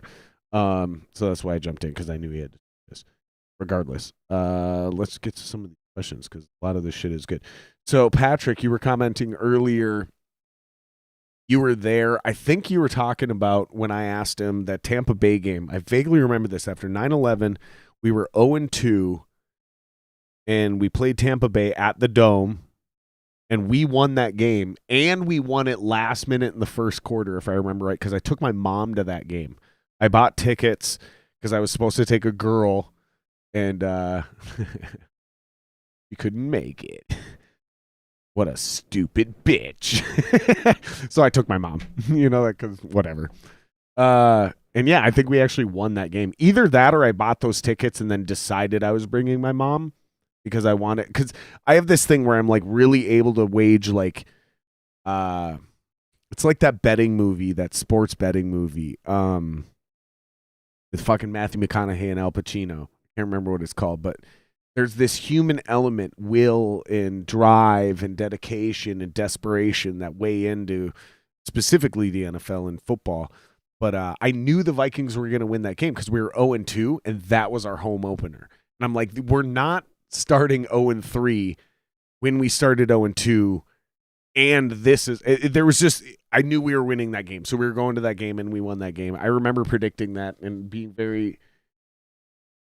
I've been pretty fucking good at deciding which games to go to, is all I'm going to say, because we win most of them. Yeah, I think that's what Patrick was saying up there, is that he was also at that game. Yes, we did win. Just a fucking amazing game too. I remember it was tight, and Tampa Bay was still a real, even if we had already done realignment at that time, Tampa Bay was the only team that beat us in 98. Yeah. Tony Dungy, That whole thing was Allstott. still going on there. Couldn't tackle Allstott. Oh God, man, He's a big boy. it was brutal. And Tony Dungy invented bracket coverage. Like, this is why I don't think people understand why Randy Moss is quite possibly the GOAT. It's either Chris Carter, Jerry Rice, or Randy Moss. And I'm going to try to make this quick so we can finish the comments and get back to the conversation now that you're back. But the reason it's Chris Carter is because, and I'm going to make a case for all three. The reason it's Chris Carter is because he played with nothing but bums his entire career. I'm talking quarterbacks. Okay? True. Every year was a different quarterback, so you have chemistry, you have rhythm, you have timing, you have talent, you have all that shit. The closest thing he ever came to a truly, truly, truly elite level quarterback was Rich Gannon, and that was before Rich Gannon was elite. And I don't even know if Chris Carter was here. I think Chris Carter got here in 92, 93, and I think Gannon was here in like 91. Regardless, that's your logic there, right? Is that Chris Carter continuously caught the ball from essentially glorified backup quarterbacks his entire career. Yeah, he had Warren Moon for a little bit, but Warren Moon wasn't Houston Warren Moon. Yeah, he had Randall Cunningham. There was 1 year flash in the pan. Yeah, he had Dante Culpepper. I know Patrick's a big Dante Culpepper guy. I'm not. Whatever. There's arguments to be made there. Still a huge transition. Right. The reason Jerry Rice is the GOAT? Well, stats, number 2 one. Hall of Fame quarterbacks. And that's the argument why he's not the GOAT, is because he had 2 back-to-back HOF quarterbacks.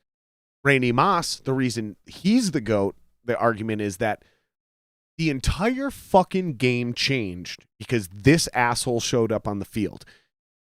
Guys lost sleep and had to redesign their entire defensive scheme for one fucking player. And didn't His name was Randy Green Bay draft Moss. 3 straight cornerbacks? Yes. In 99? 100% true. Not only that, but then he set the precedence for tall, fast, high jumping 6'4" receivers, like athletic freaks. Running a 4.2. Yep, exactly. Like, jump, catch, but not everybody's Randy Moss, right? So you can find somebody who's the exact size, has all the measure. He ain't Randy Moss. It's not happening. It completely changed the scheme of the game. Bracket coverage was invented by Tony Dungy, one of the greatest minds in the NFL, specifically to stop Randy. It takes 3 players. So if somebody's not a super fan and they don't understand what I'm saying in bracket coverage means you have a linebacker covering the underneath if there's a cutback route. You have a corner that is on permanent man following them all the way up in any direction he decides to try to go. And then you have a minimum of 1 safety that is permanently playing high zone to his side to make sure that you are never. You should have been a D-back coach for the St. Paul Pioneers. I'll more fucking football than I do. Holy mackerel! I know some shit, but regardless, this man revolutionized the wide receiver position. He's like Tom Brady, but for a wide receiver. He's like Mike Singletary, but for a wide receiver. So what happened? Tom Brady breaks the touchdown record. Both of them record. broke the record. Exactly. Thank you. And single undefeated, the only fucking 18-0 season ever. I can't believe they lost that game. That's crazy. It was a wild deal. But it's those 3. It's those 3. And I think that season, Sid caught Randy Moss in Denver or in New England against Denver on a Monday night. It was crazy. It was crazy that he did that. Remember, dude, that rookie year. I remember when they went in Lambeau. I remember the game in Dallas, dude. It was the funnest times of all time. Randy Moss is just a great player that makes you love football. I was already a Vikings fan, but that season was the first time he felt like a real winner. Oh, we were the best in team. my like, because I started in like 91, 92. Right. And I was 7, 8 years old, where I was watching every Sunday. Right. Like obsessively. I remember when Warren Moon got signed. And I didn't Herschel know Walker. I didn't know shit about the rest of the NFL, but I knew the Vikings. Because I was so young. Right. We're Minnesota boys. And so I remember when we got Warren Moon, and I was like super excited because everybody acted like it was a big deal. And I'm like, good. Vikes are going to win the Super Bowl. That was the first time, like, I thought the Vikings were going to be like the Twins, Right. 87, 91. Right. Like 94, I think, when Moon got signed. Yeah, around there. I think it was 94, 95, and 96. I don't know the dates, but I know you were number something one. like that. It was something like that because then we went basically from that into Cunningham in Moss. Brad Johnson, Cunningham, yeah, all that stuff. That was good fun football, man. Oh, I think you're right. I think it was 94, 95, 96 was Warren Moon. 97 was supposed to be Johnson. He got injured. We traded him to Washington. We still had him. Got a He was pick, still on the team. Drafted Dante Culpepper and Randy Moss. And Culpepper, I want to say, was 99. We drafted him in 90. You're right. It was the next year. And then we still had Cunningham. We got rid of Brad Johnson, I think. Because Johnson got injured and then Cunningham came in. Because Cunningham, you're right. Because Cunningham was the backup. The backup. And then Cunningham played in 99. And then Jeff George came in. Yep. I don't think he was much longer after that. Cunningham was out of it. But Randy Moss still made it exciting, made it fun. It was like, yo, you guys really took a chance. Game. You took a chance on that kid, and I'm glad you did because it turned me into a super fan. 100%. Right. Let's get to some more of these. Just playing catch up here. Thank you for Rob Haspels. I appreciate you, brother. He said he's been watching for over 30 minutes. I appreciate that. Make sure you guys hit subscribe. I'm trying to get more into the sports and comedy world. We're trying to not just be a music podcast, so I appreciate you guys' time and investment here. Because you don't want to hear me sing Mary Had a Little Lamb. Carl's a real brother. When I started, I wanted to intimidate people. I think he's talking about his spiking Viking thing. He wanted to scare and intimidate people. Carl was the next fan that actually intimidated people like I thought I wanted to. He's a fucking Hall of Fame Patrick wasn't dude. Intimidating? Patrick's too nice of a guy to be intimidating. I know, right? But I think he's talking about his look. That's why he went with the mohawk. That's why he tried to go media. Yeah, that purple horn. Media. Sorry, I was reading something. That's why he tried to go mean. The whole spiking Viking mohawk. Fucking. Right. He was always making those faces. Like, he's a really nice, generous guy. But I think he's talking about the look. Like, he wanted to be scary. I don't think he was scary. I know, because it's Patrick. A mohawk is cool. I thought his look was cool. I thought it was. I was like, that's different. You know him. Think if I you didn't know him. I didn't know him back then, and I remember seeing him at the '93. Okay. All right, the verdict's in. Patrick, you failed. You weren't scary. You weren't intimidating. Nah, not at all, brother. You were cool though. That's more important than scary, man. Is you was cool. You was cool, and you still cool. He actually had a video. Yep, Dave Ellison from Megadeth. That's who I was talking about earlier. Yep. That Spiking Viking was in a DVD. He had an extra one. He sent it to me, and it was pretty cool about Vikings tailgating. I don't want to go too much into Patrick shit because I want to save it for when he's on the podcast. Okay. But the whole VWO, the Vikings fan base, Spiking Viking, all the people we're talking about, they're all coming. Most of them that I find interesting are coming on the podcast. There's some really cool shit that you guys have done. Right. And some of it I can play, some of it I can't. Okay. I can't play that Verizon commercial. I looked into that. Like, no, I'm getting flagged, and there ain't no permission you can give me, buddy. Oh, that's a Verizon issue, and they ain't giving me permission. Yeah, and they paid me, so whatever I signed to get that check, I'm all good with it. And they're not going to pay me, so right. No, we're not advertising. But if you guys want to find out, here's what we can do, because Patrick found it for me earlier. Right. Jamie's, my beautiful Jamie's, specifically Patrick, since you already know what the fuck I'm talking about. Throw the link in the comments, so when people are watching this back on YouTube, at least the link will be in the comments, and they can go and they can hit the link and watch the commercial that you got to shoot with Randy Moss, because it's pretty fucking cool. It's pretty goddamn cool. It's a once in a lifetime opportunity that very few people would ever get in their entire lives. And not only that, but it happened because, like you said, you didn't want to be a poor kid from Frogtown, which, by the way, I went to high school in that. Right. And you decided to just start tailgating at Vikings games. That's it. It's just a cool fucking story, man. It's just a cool fucking story that not very many people get to live, but it's literally the epitome of the American dream. Just try. Just go for it. Just be a good dude, build a network, make friends, and doors will be open for you. Yeah, because you'll find out when you're not a good dude.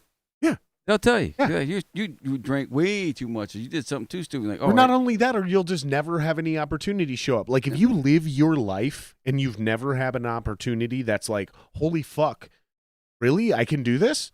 Then you're not living a good life. It's you. It's not the world. It's not the people. It's you. Right. Because if you're a good person, like you've been, like I've been, like a lot of the people that have been on the podcast, even when I was a piece of shit, I watched doors get closed. Right. And I had to look inward. I had to grow. And then doors started to reopen. That's what we're kind of talking about. Okay. You see what I'm getting at here? Yeah. So like when you're a good dude and you just dedicate yourself to something and you spread positive vibes, and then if you're in a monetization situation, the real lesson is learn. Shout out to Paul, who I hung out with last night. When you make other people make money, you typically make. Right? So the point is push that goodwill, push that fortune, push that profitability outward, and it'll come back to you.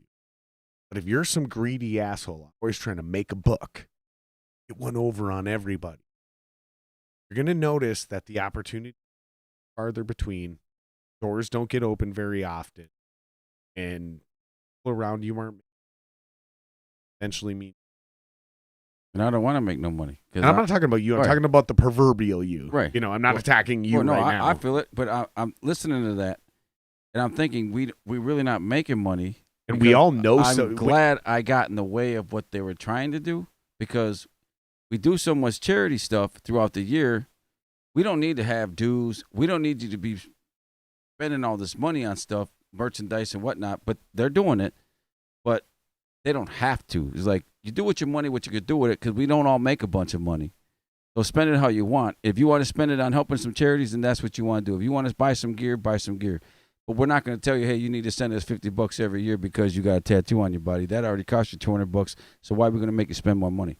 We're supposed to be a group of friends who love this football team. You know what? That's a great segue for this comment I'm about to read. All right. Because you're talking about a cost to doing something, right? So Rob, shout out to Rob Aspel, says, Jared, I'll nominate you for the Army division, but you need to bring up my band from Iowa to do some gigs. All right, Rob, you're Here's fired. my answer to this. I'll nominate him. Here's my answer to this. No. And here's why. Because my father and my grandfather are Marines, and I ain't joining no fucking Army, you goddamn pussies. We do. Hey, I'm in the Army division. That's also a dig at my guitar player who's a Navy boy, you bunch of fucking weirdos. We do have a Marine division, and we do have a Navy division. We do. I'm not joining any of these divisions. Well, then you don't have to. Here's the thing. I'm so arrogant that I just want to be me. I just want to do my fucking thing. Right. I really don't give a fuck if I'm in the VWO or anything else. Right. I like you guys. I think it's fucking awesome what you do. I have some weird ability to have legitimate deep connections to everything in this world. Like, I show up in other states and I'm like, wait a minute, I know this guy. How do you know this guy? Oh my God, like, we're actually kind of friends. It's weird. Yeah, I live a weird life that is literally unexplainable. But regardless of all those things, I'll fuck with you boys. But I ain't getting no goddamn tattoo.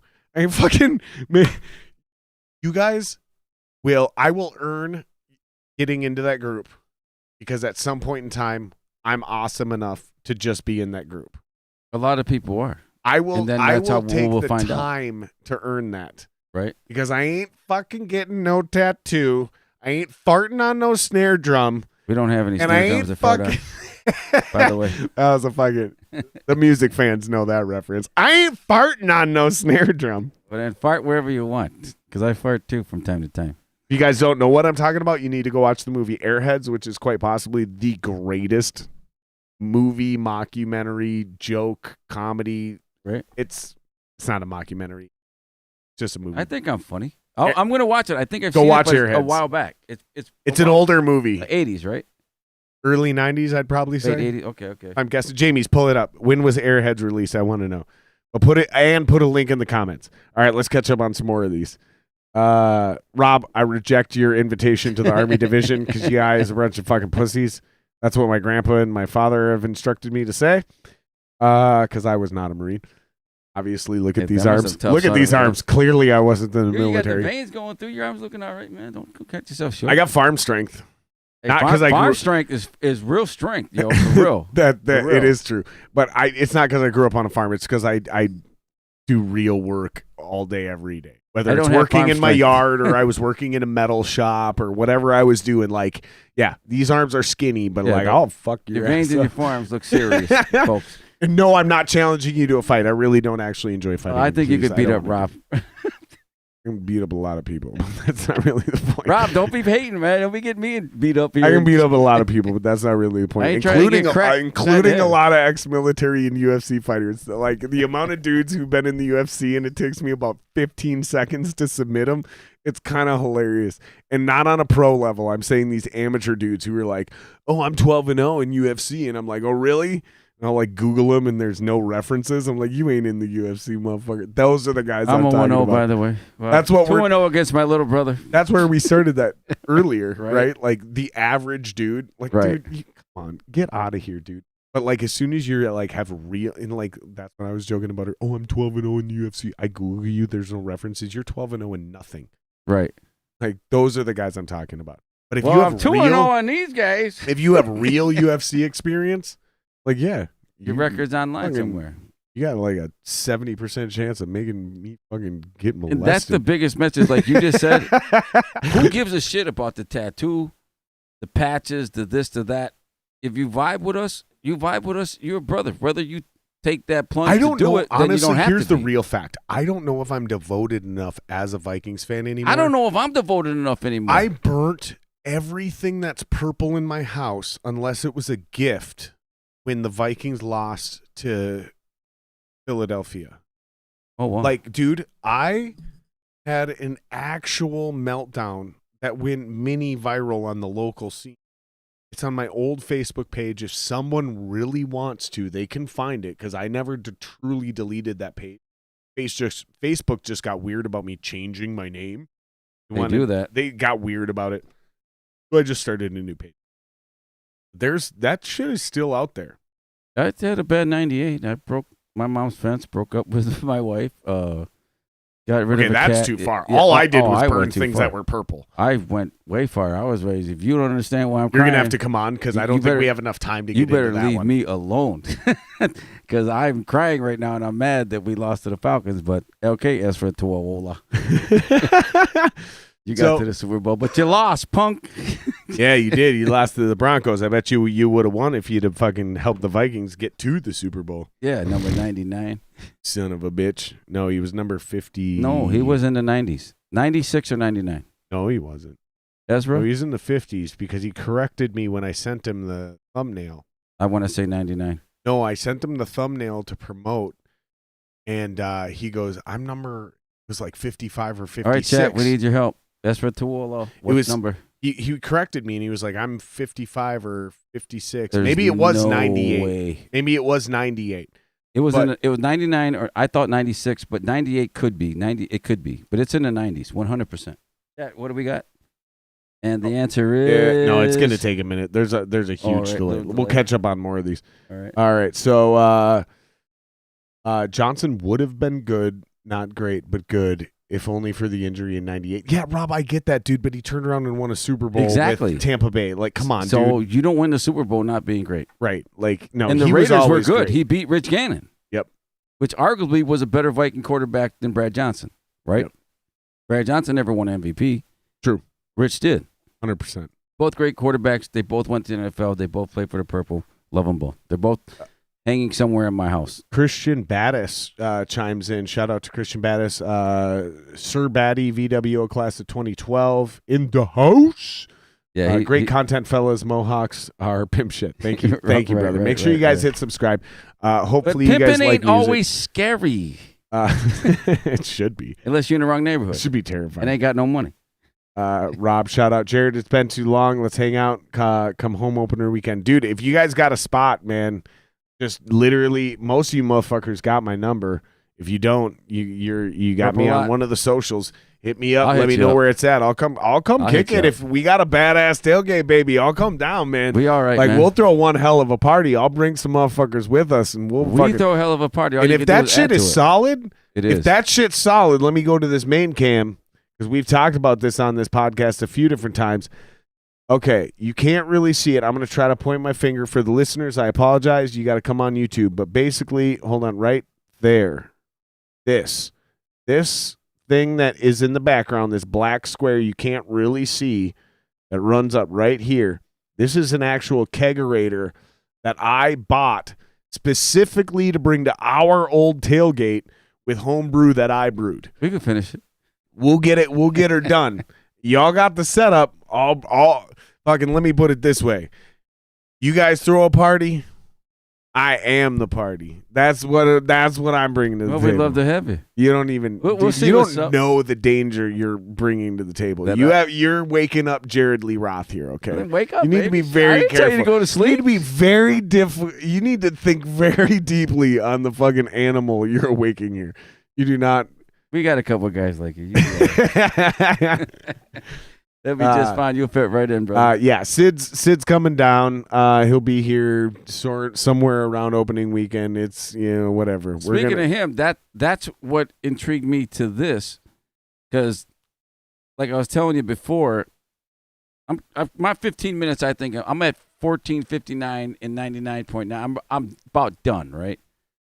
I don't need no more. I had a lot of fun doing it. So what you're talking about? We briefly mentioned this before the podcast started. Mm-hmm. You're in your career of the VWO. Still intact. You're no longer president. Yep. And you're getting ready to kind of start stepping back, let somebody else take up leadership. As far as doing that with the helmet, as far as like rah, being, right? You know what I mean? And you mentioned this. Some other people have some of their own visions, and it's just time for some new people to come in and let them shine, right? I had my shine. I've done the commercial, right? I've been on NFL Network with getting a car and stuff like that. I don't need no more. It's time to share, spread the wealth. wealth. Talk about that real quick. Let's back up. So you got on NFL Network? Yeah, I was on a show. We talked about this. But am I right? Did I still owe $5,000 in taxes? By the way, but we talked about this, but explain this because this is super interesting as well. Yeah, it was in this fan group that Patrick's in, right? The Pro Football. Oh, we didn't Fan touch this. My Association. bad. I apologize. We didn't touch this. So there's another group you're part of called the NFL. It's PFUFA, Pro Football Ultimate Fan Association. That's what it's called. And there's an actual Hall of Fame. Yes, for fans. Patrick was in it in, I think, 2003, 2004. He's part of the old school group, the original Visa Hall of Fame. I could have been in this until my meltdown. That's what you guys need to know. I've had meltdowns too, and I'm still in the VW, so it doesn't help. You haven't had a meltdown like me, bro. Oh, yes, not I in have. public, not on camera, not with fucking viral video going around. I don't know. My shit went viral, but it was pretty bad. It was you know pretty what? bad. Someone, including my friend Anwar, who's been on the podcast, arguably one of the biggest Vikings fans in the world, he made the argument that made me a bigger fan. Right. Because if you're a pleb, if you're a casual, yeah, you don't burn anything because you don't care enough. The burning of the gear was the devotion. Right. Because honestly, when he asked me, why did you do that? And I said, because it's all cursed. I said, it's all cursed. We're not going to win a Super Bowl as long as I have any. Exactly. Got it. It was a purge. I can relate to that. But my fandom has forever been stunted. It's almost like trying to get back with an ex-girlfriend who cheated on you. Like, yeah, you're still into it. You still love it, but there's always that little bit of lamenting and fear. That's why you got to put that in the rear view and drive forward. Until you see another DM. And you're like, she's up to it again. Then he's like, hey, I ain't got time for you. I'm moving back with Kirk Cousins. Even though I don't like him, but that's my quarterback. Yeah, so like I said, you lose Philly, you miss the playoffs, then you beat New Orleans in New Orleans, and then you turn around and you get humiliated by San Francisco. It's kind of like watching another DM. Now you're not making the playoffs, but that's the DM you can delete. You can still move forward and be positive with the people you actually messaging. How many DMs do you tolerate? You block 4, them then. 5? 1. 6? If they cross your line. It's your girl's phone. It's not your phone. It's your girl's phone. The Vikings are losing. They're cheating. That's my metaphor. All right, we're all moving to Lambeau, guys. I got 98. I got 2001. I got 2009, and I got 2017. How many more are you expected to take before you just can't give that kind of emotional investment? Then during the season, you give it all you got. And after the season's over, you have an off season and you live your life. We're talking about playoffs. Yeah, playoffs. All that stuff you went through, same thing. And then think about the Super Bowls. I lost 2017 was three of them. supposed to be the year. Exactly. What about 2009? That one hurt bad. That one hurt pretty bad. I actually cried after 2009, but I was able to recover. The next year was very much like what I'm going through still now, but it took 1 year, and that was it, and I was over it. Now, I was laughing at the end of 2009. It's 2017. This heartbreak happens, and it's 2021, and I love them. Don't get me wrong. 2009 hurt way worse than 2017. For me, it didn't. Minneapolis For me, Miracle, it didn't either. Actually, Minneapolis Miracle, man. We got the Super Bowl at home. It's all lined up to be our year. We were hands down the better team. We were supposed to be on an ESPN show that year. We did like 20-something hours of recording. Nothing. All this brotherhood stuff we were talking. Me and Sid were like the main piece. They recorded us the tailgate of the Minneapolis Miracle, man. It was absolutely awesome.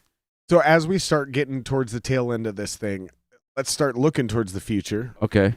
Great segue, right? You said that. Perfect. You just put that down, right? All right. Okay, so let's just put that down. That's the past. Fuck that. Get it in the rear view. We're going forward, just like my tie rod today. We got a new one in. I got to make it here tonight. And there's nothing we can do about the past. Nothing. How do you feel about this upcoming year? I hope we win them all. Even before I was in the VW, I was like, every year, 16-0, who's going to beat us? That's always my mindset. But realistically, how do you feel about this? This year, if I was to give it to you, last year Money I said is on the line. Last year I said 95 6 and 10. cents is on the line. I got 95 cents in the bank. 8 and 8, 9 and 7 tops. Wow. Okay. All right. It's official. Kirk Cousins got a lot to prove. You know, there's a 17th game, so you got to add one. Then okay, let's go 8 and 9 or 9 and 8. All right. Here's what I got, and it's literally whoever's closer wins the dollar without going under. I'm going over. Whoever's closer without going over. I graduated 89, 8 and 9. 8 and 9. Okay. Here's what I'm doing. 12 and 5. Perfect. And guess what? I can't wait to be wrong. So 11 and 6 gets me the win. Yeah. 10 and 7 gets me the win. I don't win unless we go 8 and 9. That's how confident. 9 and 8. Well, okay, whatever. Oh no, you said 8 and 9. You predict a losing season. I don't believe in Kirk Cousins. He's a great human being. And Trey Miller, one of our best fans, lives by like a block away from his dad, and they played catch in the driveway. Here's what Kirk I need Cousins you to do. awesome. I need you to talk to Trey Miller. And I need Trey Miller to tell Kirk Cousins, Kirk, it's Vikings time. You're my No, you're my translator. So I'm going to tell you, and then you're going to say to that cam. Okay. And that cam is going to your friend, and your friend is going to replay this clip for Kirk Cousins. Okay. You ready for this? Kurt, you're going 17-0. I never meant a thing. You ready for this? Dear Kirk Cousins. Hold on. I'm going to look at this cam while I do this. Okay. Dear Kirk Cousins. Now you translate. Hey, number 8. Your taste in music is quite possibly the worst on the planet. And your dancing after a touchdown is trash. No, you're not supposed to ad-lib. You're supposed to translate. I was translating. Your taste in music is god-awful, and it might be the worst on the planet. Translate. Your taste in music is like your confidence in the pocket. It needs work, and we have some suggestions. I have literally probably 36 bands that can make you less of a douchebag. Translate. If I had an opportunity to trade for Aaron Rodgers, I would trade for Aaron Rodgers. That's the best translation I got. I just need the man to be confident and know that, but I understand he's But you realize your friend's going to play this. We're going to clip this up. Your friend's going to play this for him, and you just said that. You just ended my translation with, we're trading for Aaron Rodgers. We're not, because Aaron Rodgers is soft and missed games. Kirk Cousins misses no games. Kirk Cousins isn't soft. I don't want Aaron Rodgers. No, I want fucking Kirk Cousins to stop listening to Nickelback and fucking Creed and grow some goddamn balls and listen to some real fucking rock music. And if you don't know where to look, I will fucking tell you. You're in trouble then, because Sid Davies' favorite rock band is Nickelback. Well, Sid Davies just got kicked off the podcast. Sorry, Sid. That's it. You're not coming on, Sid. Sorry, Kirk Cousins. Change your answer, Sid. Change your answer, Sid. Burn it to the ground. If your favorite band's Nickelback, you ain't coming on this show. Now, Kirk Cousins just got to have some confidence. And he's a great quarterback. He's got an NFL arm. Justin Jefferson's great. I don't know. I'm not a predictor. This podcast went off the rails a few the minutes ago. The man is wearing purple. That's what I love. As long as best. Shout out to Luca Laddergrass. And as long as your cats are as loyal to what y'all standing for, I can't even fucking read this with a straight face. I need to grab a beer. Hold on. Let me gather myself because that fucking comment is ridiculous. Hold on. All right, Chad. The joke about Aaron Rodgers, because we had Brett Favre, and Brett Favre was awesome. I got to meet Brett Favre, and that was pretty cool. But here's the ultimate joke on Aaron Rodgers. Is better than Kirk Cousins. Here's the ultimate joke on Aaron Rodgers. Here's what it is. You're in an argument. You're online. You're gaming. Somebody fucking finds out you're a Vikings fan. They start talking shit. Here's what I want you to do. Here's your secret weapon. Here's what you put in chat. Aaron Rodgers, it's 4 words. Aaron Rodgers is soft. And you will watch that person lose their fucking mind. Why? Because it's true. Because if I or you or anybody were to meet Aaron Rodgers in a dark alley or Mike Zimmer, I guarantee you're more afraid of Mike Zimmer, who's 110 years old and overweight. But Aaron Rodgers is pretty, and he's soft, and he's chill, and you're not afraid of losing a tooth or getting knocked out by Aaron Rodgers. Think about it. Are you dark afraid alley. of Kirk Cousins? A little bit, actually. A little bit. He does got the sharp. He's got that little psychopath look in his eyes. Right. A little bit. I take it back. Kirk Cousins, I love you. Kirk Cousins will talk your ass down, but if you swing on Kirk Cousins, it's like a fucking. His touchdown. It's like Ricky Bobby. He lost me. I lost me. It's like Ricky Bobby. He'll unleash himself upon you like a spider monkey.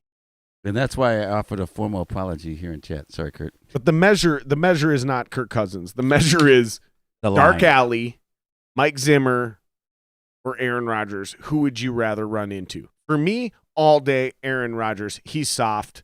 Say it in chat. You'll piss off because all the Packers fans know he's soft. All right, chat. Well, if you're from Green Bay, I dare you to tell me you'd rather. I'm not arguing with Jared. He's going to force himself into the VW, punk me out of leadership. I ain't fucking leading shit. I ain't got time for that. I ain't got time for nothing. Yeah, and that's the one thing is when shit got crazy. Is like you're really not leading your friends. You just. I need to do less. That's where I'm at right now. I need to do less because you don't manage your friends. You let your friends be your friends. And I want to go cheer for the football team and have fun with you. I don't want to deal with the shit that you did or got in trouble with because that's not my business. Let's see if I can read this comment now. From Luca? Quote from Luca. From Luca Laddergrass. I'm going to see if I can fucking read this comment. And as long as your cats are as loyal to what y'all standing for and they know how to play the game, it should be no way you can lose. Well, yeah, that's always the coach is going to tell you. Okay, here's the reason I had a hard time reading that comment. It's because I thought he was actually talking about cats. Oh, well, you know what? Cats are scratch, baby. If you got an itch. 10-7 is the prediction from Samuel McClay. Hey, I can get with that. Damn, at least 10 wins coming from Luca on the prediction. Rob Haspels has got him at 12-5. The defense is back. O-line is fixed. I don't know about fixed, but definitely some upgrades. I don't see all of those guys actually ending up on the starting line. I'll predict what I think should be the O-line and what will be the O-line. What should be left to right. Brian O'Neill needs to be that left tackle. Period. End of story. I don't even know who's on the O-line. I know Bradbury is a center. Bradbury should be moved to left guard. Gap fill, including the option of the free agent we signed from Arizona as your starting center. We just got that guy, right? Ezra Cleveland, leave him at right guard. And then I want to see Wyatt Davis. I get it. But I want to see Blake Brandel at right tackle. Hmm. That's what they should do because the rest of these guys are rookies. What'll probably happen, what I predict they will do, is it'll be Christian Darrisaw at left tackle. They'll probably move Ezra over to left guard, leave Bradbury at center. They'll bring in Wyatt Davis at right guard, and they'll leave Brian O'Neill at right tackle. That's my prediction of what they will do. I definitely don't think that's what they should do because as long as Bradbury is at that center position and he's being overpowered by a nose tackle, he does not have... He's not strong enough. No, he doesn't, and he gets bull rushed way too easily. So he needs to be moved to that left guard position where he'll be placed on the off tackle, the nose guard. Okay, what we refer to in our defense as a 3 technique.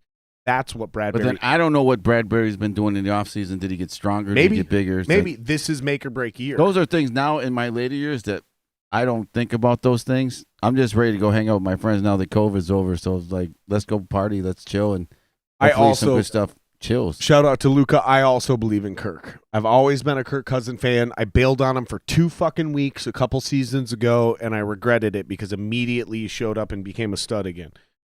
Statistically, Luca, what did you bring into Wu-Tang? All right, I appreciate it. The one chance Kirk had to win a playoff game, he won it. He did. Because here's the thing is, he had one opportunity to win a playoff game before that, but he had no chance. He was going up against fucking Aaron Rodgers and the Packers when they were red hot. Aaron who? Yeah. Exactly. Okay. When he was young and still had balls before his testicles went back up inside his body. And no, I understand NFL connections or not.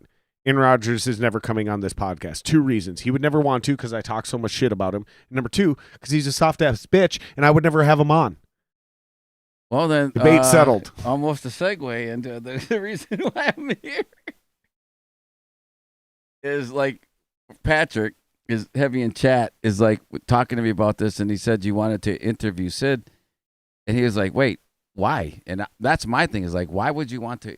But then you don't know him. So there is some lore about him. And not every story I have to say about him is negative because I did love the guy, 100%. Shout out, dude. Shout out. There's a bunch of people in here who've never chimed in before. I don't know if you guys These are all regular. my people. I don't know if you're regular watchers or what. Members. Them are all VWO members, 100%. Sam McClay got in. Christian Badass. Yep. Here's the quote of the night. Here's the quote of the night, and this is what I've been getting to. Aaron Rodgers has bird bones. Samuel McClay. Aaron Rodgers is a puss ass. Samuel was what is he? NFL NFC elite. He's part of a Facebook trash talk. 12-5, Patrick. Okay. Now Zimmer's a great coach, man. Is what his problem is that he can't keep an offensive coordinator to become a Bill Belichick. So Bill Belichick won most of his Super Bowls. In fact, he won all of his Super Bowls with an offensive coordinator who had complete control and that he trusted. And every time Zimmer gets a good coordinator or anything successful, he loses his coaches. No, they fucking get promotions. Yeah, that's a good point. So there's this insane changeover where there's no consistency. So until Belichick gets his Josh McDaniels, until Zimmer gets Belichick's version of Josh McDaniels, Zimmer's going to have a hard time on offense because he's not. That Cleveland coach, the guy we had, the last offensive coordinator. You're he's not good. firing Zimmer to bring in Stefanski. Right. Stefanski got that job because of Zimmer. Because he was too good to be a position coach. Right. You're not. Because what kind of culture would you build if you hire a head coach and then you fire him for your offensive coordinator?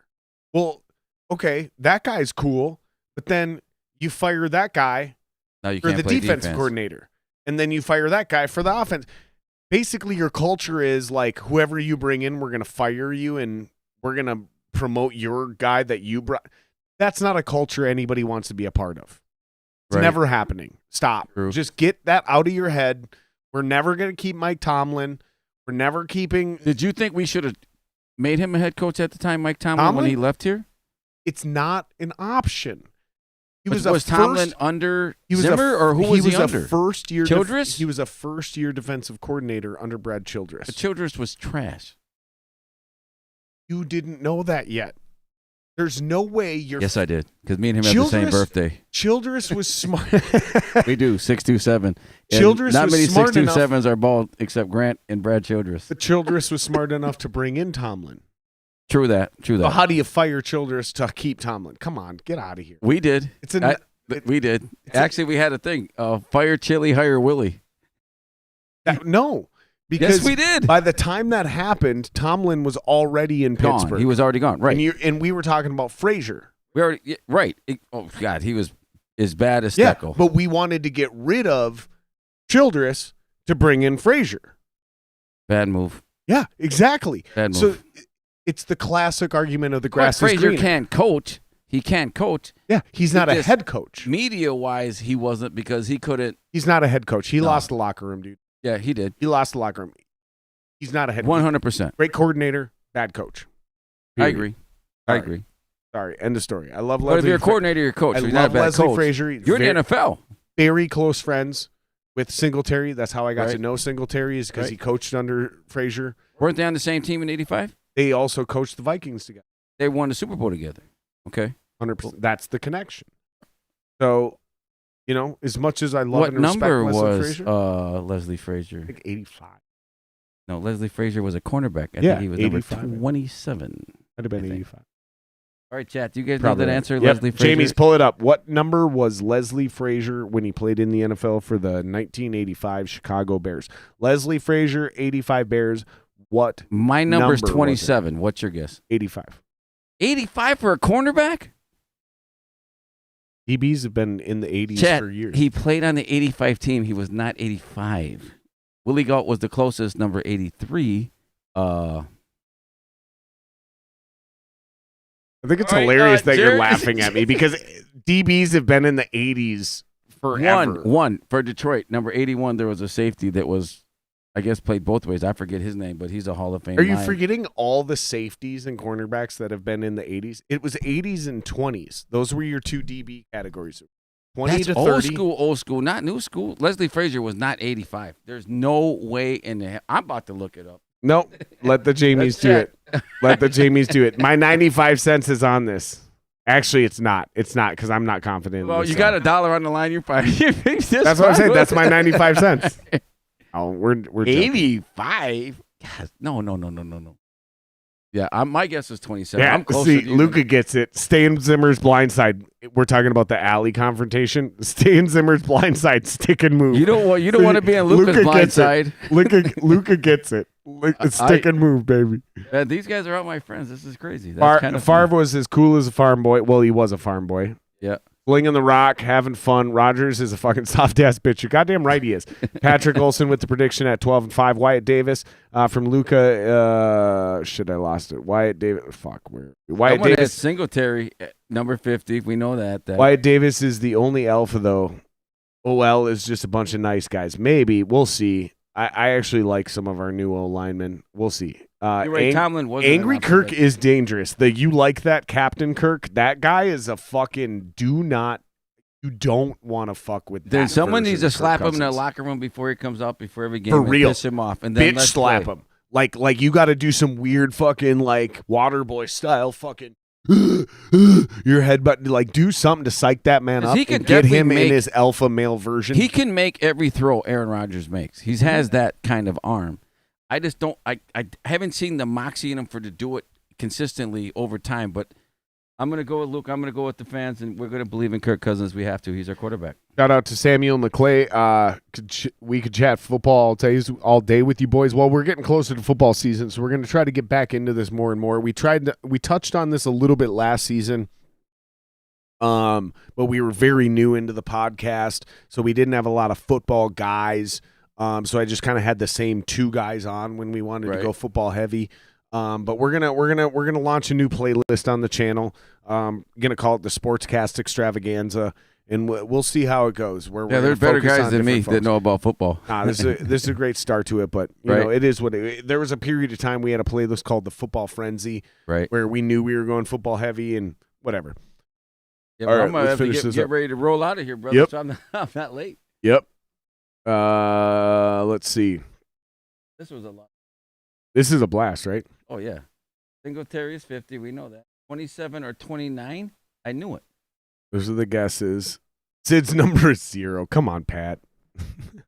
He doesn't have a number. 21 is the guess. All right. Well, we got a lot of guesses. We're going to have to figure this out.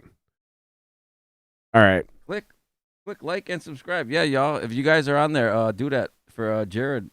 Subscribe to the podcast and yes, please do. Especially if he's starting doing some stuff more football, and then we can get out here and relate to us and stuff like that. Especially if you're gonna come out and tailgate with us.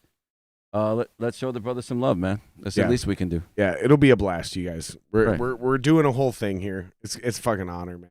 It's great having you on, dude. We got to have you on again because we obviously didn't get to everything. We got more to talk about. No, I really don't, because like you said, dude, don't do that. I'm never coming on your podcast again. No, we talked about everything, and this conversation's over. We got new stuff to talk about because now I know you, so we have stuff we can talk about. Mm-hmm. We know common people. We have stuff to talk about. All the stuff that, because I could be here for another 8 hours talking about the VWO and some stuff, and that stuff's in the past. 100%. Just like that helmet in the background. I've had my time, I'm having my fun, and I get to still have it being who I am. And that's kind of the theme of this podcast tonight is like, hey, look, it happened. Let's move forward, and let's be positive and have fun. Right, because there's still a VWO. It's just a VWO without Sid Davey. That's just the way life is. And that's the current reality we live in. Exactly. So if you want to join the VWO because you think you're going to be able to hang out with Sid Davey and become famous, don't join. Because you're not going to get in. But if somebody wants to join the VWO just because they think this is fucking awesome, everything that we talked about tonight, where would they go to do so? They would go to a Facebook page. It's called the VWO Prospect page. And basically it's for people who are interested in figuring out, trying to see if they want to do this. And we have a page dedicated to that for people who already are nominated and getting ready to get in, because they got to go through a year period to get to know us. We get to know them, right? And then we vote on them. But if you don't want to go through that, you can just go in there, see what people are doing, see what people are talking about, seeing what we're doing in the community, see what we're doing as Viking fans, then check it out. And if you're not a weird motherfucker, you can just come party. No, we're all weird motherfuckers, but if you want to find out... the weird motherfuckers that I'm talking about, not that weird motherfuckers. That weird motherfucker don't want to get tattooed yet, so we got to work on him. We're not talking about weird motherfuckers like me. We're talking about weird motherfuckers that do weird shit and make the fucking tailgating uncomfortable. Y'all can stay away. It's a good vibe. Exactly, because that's what we want. Tailgating is a straight up be cool and good be kind. vibe. Be cool and be kind and have the time. Generous and giving. That's what tailgating is. If you really go to about. tailgate with $1 in your pocket, then you're not going to have a good time. If you go there with $1 in your pocket, but you know good friends will take care of you. Honestly, my advice for tailgating is bring something. Yeah, and be willing to try to hang out with a group and give that away. If you can't, and you'll get shit. So bring beer. And you'll get food. If you bring food, and you'll get booze. Say you can't afford that, right? Say you can't do that. That's out your means, but you can get there. Then help set up the tailgate. Help clean up the lot afterwards. There's always something someone can do. Yep. If you don't have money, just be cool. Yep. But if you want to be this high-end, uppity, asshole-ish type thing, like you're the best thing since white bread, then like me, don't do that.